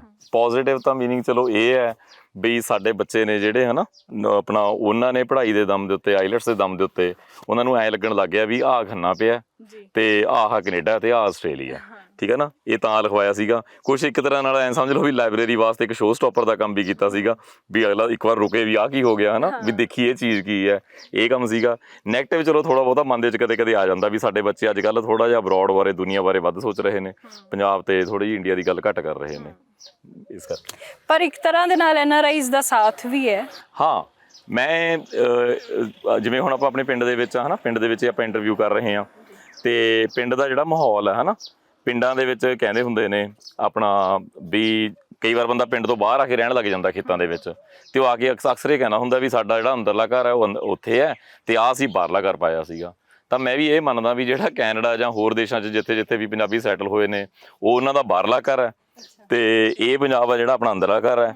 ਹਾਂ, ਇਹਦੇ 'ਚ ਕੋਈ ਡਾਊਟ ਨਹੀਂ ਹੈਗਾ, ਕੋਈ ਸ਼ੱਕ ਨਹੀਂ ਹੈਗਾ ਵੀ ਸਾਡੇ ਜਿਹੜੇ NRIs ਨੇ, ਹੈ ਨਾ, ਜੇ ਉਹਨਾਂ ਨੇ ਮਿਹਨਤਾਂ ਨਾ ਕੀਤੀਆਂ ਹੁੰਦੀਆਂ, ਉਹਨਾਂ ਨੇ ਜੇ ਸਟਰਗਲ ਨਾ ਕੀਤਾ ਹੁੰਦਾ, ਮਤਲਬ ਉਹਨਾਂ ਦਾ ਬਹੁਤ ਵੱਡਾ ਰੋਲ ਹੈ ਆਪਣੇ ਆਹ ਵਾਲੇ ਪੰਜਾਬ ਨੂੰ ਚੱਕਣ ਦਾ, ਠੀਕ ਹੈ ਨਾ। ਤੇ ਜੇ ਸਾਡੇ ਬੱਚੇ ਉੱਧਰ ਜਾ ਰਹੇ ਨੇ, ਪੜ੍ਹ ਰਹੇ ਨੇ, ਉਹ ਵੀ ਆਉਣ ਵਾਲੇ ਟਾਈਮ ਦੇ NRI ਬਣ ਰਹੇ ਨੇ, ਮੈਨੂੰ ਨਹੀਂ ਲੱਗਦਾ ਹੈਗਾ ਵੀ ਆਪਣੇ ਕੋਈ ਇਸ ਆਹ ਵਾਲੇ ਪੰਜਾਬ ਨੂੰ ਭੁੱਲਣਗੇ। ਇੱਧਰ ਤੁਸੀਂ ਲਾਇਬ੍ਰੇਰੀ ਬਣਾਈ ਹੋਈ ਹੈ? ਹਾਂ, ਇਹ ਲਾਇਬ੍ਰੇਰੀ ਹੈ ਪ੍ਰੋਪਰ। ਇੱਥੇ ਅੰਦਰ ਮੈਂ ਕਿਤਾਬਾਂ ਰੱਖੀਆਂ ਹੋਈਆਂ ਨੇ ਤੇ ਇੱਥੇ ਸਾਰਾ ਸਿਸਟਮ ਸੈੱਟ ਕੀਤਾ ਹੋਇਆ। ਇਹ ਜਿਹੜੀਆਂ ਤੁਸੀਂ ਲਾਈਨਾਂ ਲਿਖੀਆਂ ਨੇ, ਇਹ ਕਿੱਦਾਂ? ਇੱਕ ਤਾਂ ਚਲੋ ਦੇਖੋ ਜੀ, ਇਹ ਤਾਂ ਅਧਿਆਤਮਕ ਹੈਗਾ ਵੀ ਆਏਗੇ ਦਾ ਵੈਲਕਮ ਕਰਨਾ ਆਪਾਂ ਨੇ, ਹੈ ਨਾ, ਵੀ ਤੁਹਾਡੇ ਸਾਰਿਆਂ ਦੇ ਅੰਦਰ ਰੱਬ ਹੈ, ਉਹਨਾਂ ਨੂੰ ਸਿਜਦਾ ਕਰਦੇ ਆ ਵੀ ਜੋ ਵੀ ਬੰਦਾ ਉਰੇ ਕਿਤਾਬਾਂ ਲੈਣ ਆਉਂਦਾ ਉਹ ਰੱਬ ਦਾ ਰੂਪ ਹੈ। ਤੇ ਬਾਕੀ ਮੇਰੀ ਪਰਸਨਲ ਲਾਈਫ ਦੀ ਜਿਹੜੀ ਫਿਲਾਸਫੀ ਹੈ, ਮੈਂ ਕੁਦਰਤ ਨੂੰ ਸਭ ਕੁਝ ਮੰਨਦਾ ਵੀ ਅਲਟੀਮੇਟਲੀ ਜਿਹੜਾ ਕੁਝ ਆਪਾਂ ਦੇਖ ਰਹੇ ਹਾਂ ਇਹ ਕੁਦਰਤ ਹੈ, ਜਿੱਥੇ ਸਾਰਾ ਕੁਝ ਹੈਗਾ। ਤੁਸੀਂ ਇਹ ਲਿਖਿਆ ਵੀ ਹੈ ਨਾ, ਤੇ ਬਲਿਹਾਰੀ ਕੁਦਰਤ ਵਸਿਆ, ਗੁਰਬਾਣੀ ਦੀ। ਹਾਂ, ਗੁਰਬਾਣੀ ਚੋਂ ਇਹ ਜਿਹੜੀ ਹੈਗੀ ਆ ਤੁਕ ਲਈ ਗਈ ਹੈ ਜੀ। ਆਹ ਥੋੜੀ ਹਾਸੇ ਵਾਲੀ ਗੱਲ ਹੈ ਵੀ ਜਿਹੜਾ ਬੋਲੂ ਕੁੰਡਾ ਖੋਲੂ, ਕਈ ਜਾਣੇ ਸਲਾਹ ਦੇਣ ਲੱਗ ਜਾਂਦੇ ਨੇ ਉਰੇ ਆ ਕੇ ਵੀ ਉਰੇ ਐਂ ਕਰਦੇ, ਉਰੇ ਐਂ ਕਰਦੇ। ਤੁਹਾਨੂੰ ਕਹਿਣਾ ਹੁੰਦਾ ਵੀ ਤੁਸੀਂ ਕਰ ਲਓ, ਤੁਸੀਂ ਕਰੋ, ਵੀ ਤੁਸੀਂ ਕਰ ਲਓ। ਆਪਾਂ ਲਾਇਬ੍ਰੇਰੀ ਵੀ ਦੇਖ ਲਈ। ਹਾਂ ਬਿਲਕੁਲ, ਆ ਜਾਓ। ਆ ਸਰ, ਕਿਤਾਬਾਂ ਦੀ ਕਲੈਕਸ਼ਨ ਤੁਹਾਡੀ ਸਾਰੀ ਆਪਦੀ ਹੈ? ਹਾਂਜੀ, ਤਕਰੀਬਨ ਮਤਲਬ ਸਟਾਰਟਿੰਗ ਦੇ ਵਿੱਚ ਤਾਂ ਕਲੈਕਸ਼ਨ ਮੇਰੀ ਆਪਣੀ ਹੈ ਵੀ ਬਹੁਤ ਟਾਈਮ ਤੋਂ, ਜਦੋਂ ਤੋਂ ਮੈਂ ਸਕੂਲ ਟਾਈਮ ਦੇ ਵਿੱਚ ਸੀਗਾ, 16-17 ਸਾਲਾਂ ਦਾ ਸੀਗਾ, ਉਦੋਂ ਤੋਂ ਮੈਂ ਆਪਣੀ ਇੱਕ ਇੱਕ ਕਰਕੇ ਕਿਤਾਬ ਲੈਣ ਲੱਗ ਗਿਆ ਸੀਗਾ। ਪਰ ਹੁਣ ਪਿਛਲੇ 4 ਸਾਲ ਤੋਂ ਜਦੋਂ ਤੋਂ ਲਾਇਬ੍ਰੇਰੀ ਖੋਲ੍ਹੀ ਹੈ, ਉਦੋਂ ਤੋਂ ਜਿਹੜੇ ਕਿਤਾਬਾਂ ਨੂੰ ਲੋਕ ਲਾਈਕ ਕਰਦੇ ਨੇ, ਪਸੰਦ ਕਰਦੇ ਨੇ, ਉਹ ਕਈ ਵਾਰ ਲਾਇਬ੍ਰੇਰੀ ਵਾਸਤੇ ਗਿਫਟ ਵੀ ਕਰ ਜਾਂਦੇ ਨੇ, ਆ ਕੇ ਡੋਨੇਟ ਵੀ ਕਰ ਜਾਂਦੇ ਨੇ। ਤਾਂ ਇਸ ਤਰ੍ਹਾਂ ਇਹ ਕਲੈਕਸ਼ਨ ਵਧੀ ਜਾ ਰਹੀ ਹੈ। ਆਹ ਕਮਰਾ ਤੁਸੀਂ ਕੀ ਦਿਮਾਗ ਦੇ ਵਿੱਚ ਰੱਖ ਕੇ ਸਜਾਇਆ ਸਾਰਾ? ਦੇਖੋ, ਇੱਕ ਕਿਸੇ ਜਗ੍ਹਾ ਦਾ ਨਾ ਔਰਾ ਹੁੰਦਾ ਵੀ ਕਿਸੇ ਜਗ੍ਹਾ ਦੇ ਉੱਤੇ ਬੈਠ ਕੇ ਕਿਸ ਖਾਸ ਤਰ੍ਹਾਂ ਦੇ ਖਿਆਲ ਆਉਂਦੇ ਨੇ। ਤਾਂ ਹੁਣ ਬੁੱਕਸ ਨੇ, ਨੌਲੇਜ ਹੈ, ਹੈ ਨਾ, ਗਿਆਨ ਹੈ ਚਾਰੇ ਪਾਸਿਓਂ, ਤਾਂ ਉਸ ਕਾਰਨ ਕਰਕੇ ਉਸ ਹਿਸਾਬ ਨਾਲ ਮੋਡੀਫਾਈ ਕੀਤਾ। ਮੇਰੀ ਲਾਈਫ ਦੇ ਵਿੱਚ, ਮੈਂ ਆਪਣੀ ਲਾਈਫ ਦੇ ਵਿੱਚ 2-3 ਜਣਿਆਂ ਦਾ ਬਹੁਤ ਜ਼ਿਆਦਾ ਉਹ ਮੰਨਦਾ, ਆਪਣੀ ਪ੍ਰੇਰਨਾ ਸਰੋਤ ਕਾਫੀ ਮੰਨਦਾ, ਹੈ ਨਾ। ਇੱਕ ਤਾਂ ਆਪਣੇ ਸਿੱਖਾਂ ਦੇ ਪਹਿਲੇ ਗੁਰੂ ਸ਼੍ਰੀ ਗੁਰੂ ਨਾਨਕ ਦੇਵ ਜੀ, ਉਹਨਾਂ ਦੀ ਫਿਲਾਸਫੀ ਮੈਨੂੰ ਕਾਫੀ ਟੱਚ ਕਰਦੀ ਹੈ, ਹੈ ਨਾ, ਤੇ ਉਹਨਾਂ ਨੇ ਕਾਫੀ ਇੰਸਪਾਇਰ ਕੀਤਾ। ਤੇ ਮੇਰੇ ਮਦਰ ਦੀ ਫੋਟੋ ਲਗਾਈ ਹੋਈ ਹੈ। ਇਹਨਾਂ ਨੇ, ਇਹ ਜਿਹੜੇ ਜੀਨਸ ਚੱਲ ਰਹੇ ਨੇ ਪੜ੍ਹਨ ਵਾਲੇ, ਕਿਤਾਬਾਂ ਪੜ੍ਹਨ ਵਾਲੇ, ਇਹ ਇਹਨਾਂ ਤੋਂ ਹੀ ਆਏ ਹੋਏ ਨੇ। ਅੱਛਾ, ਠੀਕ ਹੈ ਨਾ। ਬਾਕੀ ਦੁਨੀਆ ਦੇ ਵਿੱਚ ਵੱਡੇ ਵੱਡੇ ਫਿਲਾਸਫਰ ਹੋਏ ਨੇ, ਰਜਨੀਸ਼, ਓਸ਼ੋ, ਹੈ ਨਾ, ਜਾਂ ਵਧੀਆ ਰਾਈਟਰ ਹੋਏ ਨੇ ਪੰਜਾਬ ਦੇ ਵਿੱਚ ਵਰਲਡ ਲੈਵਲ ਦੇ, ਇਹਨਾਂ ਸਾਰਿਆਂ ਦੀਆਂ ਕਿਤਾਬਾਂ ਰੱਖੀਆਂ ਹੋਈਆਂ ਨੇ। ਇੰਗਲਿਸ਼ ਤੇ ਪੰਜਾਬੀ ਲਿਟਰੇਚਰ ਦੀਆਂ ਮੋਸਟਲੀ ਕਿਤਾਬਾਂ ਉਹ ਰੱਖੀਆਂ ਹੋਈਆਂ ਨੇ ਜਿਹੜੀਆਂ ਵਰਲਡ ਦੇ ਵਿੱਚ, ਪੰਜਾਬ ਦੇ ਵਿੱਚ ਤੇ ਦੁਨੀਆ ਦੇ ਵਿੱਚ ਬੈਸਟ ਸੈਲਰ ਨੇ, ਜਿਹੜੀਆਂ ਸਭ ਤੋਂ ਵੱਧ ਪੜ੍ਹੀਆਂ ਗਈਆਂ ਕਿਤਾਬਾਂ ਨੇ, ਉਹ ਤਕਰੀਬਨ ਸਾਰੀਆਂ ਰੱਖੀਆਂ ਹੋਈਆਂ ਨੇ। ਤੇ ਤੁਸੀਂ ਜਦੋਂ ਕਿਤਾਬਾਂ ਸਟਾਕ ਕਰਦੇ ਹੋ ਤਾਂ ਕੀ ਦਿਮਾਗ 'ਚ ਰੱਖ ਕੇ ਸਟਾਕ ਕਰਦੇ ਹੋ? ਲੋਕਾਂ ਦੀ ਡਿਮਾਂਡ ਤੇ ਇਹ ਸਟਾਕਸ ਕਰਦੇ ਹੋ ਕਿਤਾਬਾਂ, ਜਾਂ ਫਿਰ ਜਿਹੜੀਆਂ ਤੁਹਾਨੂੰ ਪਰਸਨਲੀ ਲੱਗਦੀਆਂ ਨੇ ਵੀ ਹੈਲਪਫੁਲ? ਏਜ ਗਰੁੱਪ ਵਾਈਜ਼ ਹੁੰਦਾ, ਜਿਵੇਂ ਬਜ਼ੁਰਗ ਨੇ ਜਿਹੜੇ, ਜਾਂ ਔਰਤਾਂ ਨੇ, ਹੈ ਨਾ, ਪਿੰਡੋਂ ਲੇਡੀਜ਼ ਨੇ ਜਾਂ ਵੱਡੇ ਨੇ, ਉਹਨਾਂ ਨੂੰ ਕਈ ਵਾਰ ਨੋਵਲ ਤੇ ਕਹਾਣੀਆਂ ਪਸੰਦ ਹੁੰਦੀਆਂ ਨੇ। ਬੱਚਿਆਂ ਨੂੰ, ਜਿਵੇਂ ਬੱਚੇ ਥੋੜ੍ਹੇ ਜਿਹੇ ਡਿਲਿਊਜ਼ਨ 'ਚ ਹੁੰਦੇ ਨੇ, ਉਹਨਾਂ ਨੂੰ ਇਹ ਹੁੰਦਾ ਵੀ ਸਾਡੀ ਲਾਈਫ ਦਾ ਏਮ ਕੀ ਹੈ, ਪਰਪਸ ਕੀ ਹੈ, ਤਾਂ ਉਹਨਾਂ ਨੂੰ ਉਸ ਹਿਸਾਬ ਨਾਲ, ਮਤਲਬ ਵੀ ਤੁਸੀਂ ਗਵਰਨਮੈਂਟ ਜੋਬ ਕਿਵੇਂ ਲੈ ਸਕਦੇ ਹੋ। ਆਹ ਖੂਹ ਵੀ ਤੁਸੀਂ ਬਣਾਇਆ? ਇਹ ਐ ਸਮਝ ਲਓ ਵੀ ਪੁਰਾਣੇ ਪੰਜਾਬ ਦਾ ਫੀਲ ਦਿੱਤਾ ਹੋਇਆ। ਅੱਛਾ, ਹਾਂ, ਇਹਨੂੰ ਮੌਣ ਕਹਿੰਦੇ ਹੁੰਦੇ ਨੇ, ਜਿੱਥੇ ਬੈਠੀ ਜਾਂਦਾ ਹੁੰਦਾ, ਹੈ ਨਾ। ਉਹ ਇੱਕ ਲੁੱਕ ਦੇਤੀ ਸੀਗੀ ਵੀ ਪੁਰਾਣਾ ਵਿਰਾਸਤ ਜੀ, ਇੱਕ ਪੁਰਾਣੇ ਟਾਈਮ 'ਚ ਖੂਹ ਹੁੰਦੇ ਸੀਗੇ, ਇੱਕ ਬਿਊਟੀ ਐਡ ਕਰਨ ਵਾਸਤੇ। ਸਰ, ਆ ਤੁਸੀਂ ਫੁੱਲ ਆਪ ਡਿਸਾਈਡ ਕਰਦੇ ਹੋ ਕਿਹੜਾ ਲਾਉਣਾ ਕਿੱਥੇ? ਦੇਖੋ, ਫੁੱਲ ਇੱਕ ਇਹੋ ਜਿਹੀ ਚੀਜ਼ ਆ ਨਾ, ਬੰਦਾ ਜਿਹੋ ਜਿਹਾ ਮਰਜ਼ੀ ਹੋਵੇ, ਹੈ ਨਾ, ਫੁੱਲ ਨੂੰ ਦੇਖ ਕੇ ਬੰਦੇ ਦਾ ਮਨ ਜਿਹਾ ਖਿੜ ਜਾਂਦਾ, ਠੀਕ ਹੈ ਨਾ। ਬਾਕੀ ਆਹ ਰੰਗ ਬਿਰੰਗੇ ਪੱਥਰ ਰੱਖੇ ਨੇ, ਫੁੱਲ ਲਾਏ ਨੇ, ਉਹ ਇਹੀ ਕਾਰਨ ਹੈ ਵੀ ਕਈ ਵਾਰ ਆਪਾਂ ਆਪਣੀ ਲਾਈਫ ਦੇ ਵਿੱਚ ਆਪਾਂ ਨੂੰ ਆਪਣੀ ਲਾਈਫ ਨੀਰਸ ਜੀ ਬੇਰੰਗ ਜੀ ਲੱਗਦੀ ਹੁੰਦੀ ਹੈ, ਤੇ ਆਪਾਂ ਜੇ ਉਹਨੂੰ ਲਾਈਫ ਨੂੰ ਆਪਣੀ ਨੂੰ ਰੰਗਾਂ 'ਚ ਲੈ ਆਵਾਂਗੇ, ਠੀਕ ਹੈ ਨਾ, ਤਾਂ ਚਿੱਤ ਖਿੜ ਜਾਊਗਾ, ਮਨ ਖਿੜ ਜਾਊਗਾ, ਮਨ ਖੁਸ਼ ਹੋ ਜਾਊਗਾ। ਇਸ ਕਰਕੇ ਇਹਨੇ ਸਿਲੈਕਸ਼ਨ ਵੀ ਆਪ ਹੀ ਕਰਦੇ ਹੋ? ਹਾਂ ਹਾਂ ਬਿਲਕੁਲ ਬਿਲਕੁਲ, ਸਾਡੇ ਮਲੇਰਕੋਟਲਾ ਹੱਬ ਹੈ ਨਰਸਰੀਆਂ ਦਾ, ਠੀਕ ਹੈ ਨਾ, ਉੱਥੋਂ ਜਾਂਦੇ ਰਹਿੰਦੇ ਆਉਂਦੇ ਰਹਿੰਦੇ ਹਾਂ, ਕਿਤੇ ਵੀ ਹੋਊਗਾ। ਕੁਦਰਤ ਬਲਿਹਾਰੀ ਕੁਦਰਤ ਵਸਿਆ, ਸਾਰਾ ਕੁਝ ਕੁਦਰਤ ਦੇ ਵਿੱਚ ਪਿਆ। ਸਰ ਤੁਸੀਂ ਬੂਟੇ ਆ ਵੀ ਲਗਾਏ ਹੋਏ ਨੇ, ਫਲ? ਇਹਦਾ ਕਾਰਨ ਇਹ ਹੈ ਵੀ ਆਮ ਤੌਰ ਤੇ ਆਪਾਂ ਨੂੰ ਫਲ ਦਵਾਈਆਂ ਦੁਵਾਈਆਂ ਨਾਲ ਪਕਾਏ ਹੋਏ ਮਿਲਦੇ ਨੇ, ਠੀਕ ਹੈ ਨਾ, ਤਾਂ ਅਸੀਂ ਸੋਚਿਆ ਵੀ ਕਿਉਂ ਨਾ ਘਰ ਦੇ ਹੀ ਫਲ ਹੋਣ, ਠੀਕ ਹੈ ਨਾ, ਘਰ ਦੀਆਂ ਹੀ ਸਬਜ਼ੀਆਂ ਹੋਣ, ਘਰ ਦੇ ਫਲ ਹੋਣ, ਆਪਣੇ ਸੈਲਫ ਕੰਜ਼ੰਪਸ਼ਨ ਵਾਸਤੇ। ਸੈਲਫ ਕੰਜ਼ੰਪਸ਼ਨ ਵਾਸਤੇ। ਜਦੋਂ ਕੰਜ਼ੰਪਸ਼ਨ ਵੱਧ ਜੂਗੀ ਫਿਰ ਜੇ ਦਵਾਂਗੇ ਤਾਂ ਫ੍ਰੀ ਆਫ ਕਾਸਟ ਦਵਾਂਗੇ। ਅੱਛਾ। ਹਾਂ, ਫਿਰ ਕੋਈ ਇਹਦੇ 'ਚ ਨਹੀਂ ਹੋਊਗਾ ਵੀ ਹਾਂ ਇਹ ਅਸੀਂ ਵੇਚਣੇ ਨੇ, ਨਹੀਂ। ਇਹੀ ਫੰਡਾ ਹੈ ਲਾਈਫ ਦਾ ਵੀ ਕੁਦਰਤ ਜੇ ਤੁਹਾਨੂੰ ਲੋੜ ਤੋਂ ਜ਼ਿਆਦਾ ਦੇ ਰਹੀ ਹੈ ਤਾਂ ਉਹ ਤੁਹਾਨੂੰ ਲੋੜ ਤੋਂ ਵੱਧ ਕਮਾਉਣ ਵਾਸਤੇ ਨਹੀਂ ਦੇ ਰਹੀ, ਵੰਡਣ ਵਾਸਤੇ ਦੇ ਰਹੀ ਹੈ। ਸੋ ਚੰਗੀ ਗੱਲ ਹੈ ਜੋ ਇਹ ਸ਼ੁਰੂਆਤ ਕੀਤੀ ਗਈ ਹੈ, ਨੌਜਵਾਨ ਦੀ ਕਹਾਣੀ ਤੁਸੀਂ ਦੇਖੀ ਹੈ, ਚੰਗਾ ਲੱਗਿਆ ਸੁਣ ਕੇ। ਪੰਜਾਬ ਦੇ ਵਿੱਚ ਬਹੁਤ ਸਾਰੇ ਇਸ ਤਰ੍ਹਾਂ ਦੇ ਲੋਕ ਨੇ ਜੋ ਪੰਜਾਬੀ ਨੂੰ ਉੱਪਰ ਚੁੱਕਣ ਦਾ ਕੰਮ ਵੀ ਕਰਦੇ ਪਏ ਆ।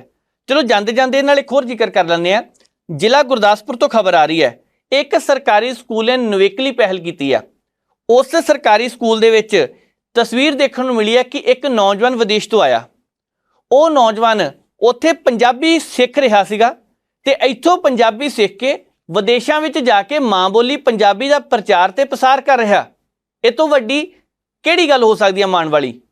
ਅੱਜ ਕੱਲ੍ਹ ਪੰਜਾਬੀ ਮਾਂ ਬੋਲੀ ਨੂੰ ਉੱਪਰ ਚੁੱਕਣ ਵਾਲੇ ਬਹੁਤ ਨੇ, ਅੱਜ ਪੰਜਾਬੀ ਮਾਂ ਬੋਲੀ ਦਾ ਪ੍ਰਚਾਰ ਕਰਨ ਵਾਲੇ ਬਹੁਤ ਨੇ, ਪਰ ਦਿਲੋਂ ਪ੍ਰਚਾਰ ਕਰਨ ਵਾਲੇ ਕਿੰਨੇ ਕੁ ਨੇ? ਜਿਹੜੇ ਕਹਿੰਦੇ ਆ ਕਿ ਸਰਕਾਰੀ ਦਫ਼ਤਰਾਂ ਦੇ ਵਿੱਚ ਅਸੀਂ ਪੰਜਾਬੀ ਲਾਗੂ ਕਰ ਦਿਆਂਗੇ, ਉਹਨਾਂ ਦੀਆਂ ਖਬਰਾਂ ਵੀ ਕਦੀ ਕਦੀ ਆ ਜਾਂਦੀਆਂ ਇੰਗਲਿਸ਼ ਦੇ ਵਿੱਚ, ਜਦੋਂ ਉਹਨਾਂ ਨੇ ਇਸ਼ਤਿਹਾਰ ਜਾਰੀ ਕੀਤੇ ਹੁੰਦੇ ਆ, ਜਦੋਂ ਨੋਟਿਸ ਭੇਜਿਆ ਹੁੰਦਾ, ਬਹੁਤ ਕੁਝ ਉੱਪਰੋਂ ਨਿਕਲ ਆਉਂਦਾ। ਖੈਰ ਉਹ ਵੱਖਰੀ ਗੱਲ ਹੈ, ਪਰ ਇੱਥੇ ਜਿਹੜਾ ਇਹ ਨੌਜਵਾਨ ਵਿਦੇਸ਼ ਤੋਂ ਆ ਕੇ ਪੰਜਾਬੀ ਸਿੱਖ ਕੇ ਤੇ ਬੱਚਿਆਂ ਨੂੰ ਤੇ ਬਾਹਰ ਵਿਦੇਸ਼ ਵਿੱਚ ਜਾ ਕੇ ਮਾਂ ਬੋਲੀ ਪੰਜਾਬੀ ਦੇ ਲਈ ਕੰਮ ਕਰ ਰਿਹਾ ਹੈ, ਇਹ ਮਾਣ ਦੀ ਗੱਲ ਹੈ। ਪੰਜਾਬੀ ਨੌਜਵਾਨ ਗੁਰਜੰਟ ਸਿੰਘ ਹੈ, ਉਹਨੇ ਦੱਸਿਆ ਕਿ ਵਿਦੇਸ਼ ਤੋਂ ਹਰ ਸਾਲ ਹੀ ਬਹੁਤ ਸਾਰੇ ਨੌਜਵਾਨ ਇੱਧਰ ਘੁੰਮਣ ਆਉਂਦੇ ਆ, ਸਰਕਾਰੀ ਸਕੂਲ ਦੇਖਦੇ ਆ ਕਿ ਕਿਸ ਹਿਸਾਬ ਦੇ ਨਾਲ ਕੰਮ ਕੀਤਾ ਜਾਂਦਾ ਹੈ। ਤੇ ਅਮਰੀਕਾ ਦੇ ਵਿੱਚੋਂ ਉਹ ਨੌਜਵਾਨ ਆਇਆ ਸੀਗਾ, ਅਮਰੀਕਾ ਤੋਂ ਪੰਜਾਬ ਆ ਕੇ ਉਹਨਾਂ ਸੈਲਾਨੀਆਂ ਨੇ ਟੀ-ਸ਼ਰਟ ਵੀ ਪੰਜਾਬੀ ਵਾਲੀ ਪਾਈ। ਇਹ ਤੋਂ ਵੱਡੀ ਗੱਲ ਕੀ ਹੋ ਸਕਦੀ ਹੈ? ਸੋ ਪੰਜਾਬੀ ਦੇ ਪ੍ਰਚਾਰ ਪ੍ਰਸਾਰ ਲਈ ਹਮੇਸ਼ਾ ਹੀ ਇਸ ਤਰ੍ਹਾਂ ਦੇ ਕੰਮ ਕਰਨ ਵਾਲੇ ਨੌਜਵਾਨ ਜ਼ਿੰਦਾਬਾਦ ਰਹਿਣ। ਵੈਸੇ ਵੀ ਜ਼ਿੰਦਗੀ ਜ਼ਿੰਦਾ ਦਿਲੀ ਦਾ ਨਾਮ ਹੈ। ਪੰਜਾਬ, ਪੰਜਾਬੀ ਤੇ ਪੰਜਾਬੀਅਤ ਦੀ ਗੱਲ ਹਮੇਸ਼ਾ ਹੋਣੀ ਚਾਹੀਦੀ ਹੈ। ਉਹ ਵੱਖਰੀ ਗੱਲ ਹੈ ਅੱਜ ਹੱਥਾਂ ਦੇ ਵਿੱਚ ਤਖਤੀਆਂ ਫੜ ਕੇ ਕੁਝ ਕੁ ਲੋਕ ਪੰਜਾਬੀ ਦਾ ਪ੍ਰਚਾਰ ਕਰਦੇ ਨੇ, ਪਰ ਅਸਲ ਪ੍ਰਚਾਰ ਉਦੋਂ ਹੁੰਦਾ ਜਦੋਂ ਦਿਲ ਦੀਆਂ ਗਹਿਰਾਈਆਂ ਤੋਂ ਜਾ ਕੇ ਜਦੋਂ ਇਹ ਗੱਲ ਕਹੀ ਜਾਂਦੀ ਹੈ ਕਿ ਆ ਜਿਹੜੇ ਸਾਈਨ ਬੋਰਡ ਲੱਗੇ ਆ ਇਹ ਪੰਜਾਬੀ 'ਚ ਕੀਤੇ ਜਾਣ, ਪੰਜਾਬੀ ਉੱਪਰ ਲਿਖੀ ਜਾਵੇ। ਗੱਲ ਬਿਲਕੁਲ ਠੀਕ ਹੈ, ਪੰਜਾਬ ਵਿੱਚ ਰਹਿੰਦੇ ਹਾਂ ਤੇ ਪੰਜਾਬੀ ਦੀ ਗੱਲ ਹੋਣੀ ਚਾਹੀਦੀ ਹੈ, ਉੱਪਰਲੇ ਪਾਸੇ ਪੰਜਾਬੀ ਲਿਖੀ ਹੋਣੀ ਚਾਹੀਦੀ, ਥੱਲੇ ਜਿਹੜੀ ਮਰਜ਼ੀ ਭਾਸ਼ਾ ਲਿਖੋ। ਹਰ ਇੱਕ ਭਾਸ਼ਾ ਦਾ ਆਪਣੀ ਜਗ੍ਹਾ ਤੇ ਆਪਣਾ ਸਤਿਕਾਰ ਹੈ, ਆਪਣਾ ਮਾਣ ਹੈ, ਪਰ ਮਾਂ ਬੋਲੀ ਸਭ ਤੋਂ ਉੱਪਰ ਹੁੰਦੀ ਹੈ। ਰਸੂਲ ਹਮਜ਼ਾ ਤੂਬ ਨੇ ਕਿਹਾ ਸੀਗਾ, ਕਹਿੰਦੇ ਆ ਕਿ ਉੱਥੇ ਸਭ ਤੋਂ ਵੱਡੀ ਬਦਦੁਆ ਹੀ ਇਹੀ ਹੈ, ਜਾਂ ਤੈਨੂੰ ਤੇਰੀ ਮਾਂ ਬੋਲੀ ਭੁੱਲ ਜਾਵੇ। ਸੋ ਮਾਂ ਬੋਲੀ ਪੰਜਾਬੀ ਦਾ ਮਾਣ ਤੇ ਸਤਿਕਾਰ ਹਮੇਸ਼ਾ ਹੀ ਕਰਨਾ ਚਾਹੀਦਾ। ਸੋ ਅੱਜ ਦੇ ਇਸ ਪ੍ਰੋਗਰਾਮ ਨੂੰ ਇੱਥੇ ਸਮਾਪਤ ਕਰਦੇ ਹਾਂ। ਮੈਨੂੰ ਨਵਜੀਤ ਨੂੰ ਦਿਓ ਇਜਾਜ਼ਤ। ਦੇਖਦੇ ਰਹੋ ਪ੍ਰਾਈਮ ਏਸ਼ੀਆ ਟੀਵੀ, ਤੁਹਾਡਾ ਆਪਣਾ, ਤੁਹਾਡੇ ਲਈ।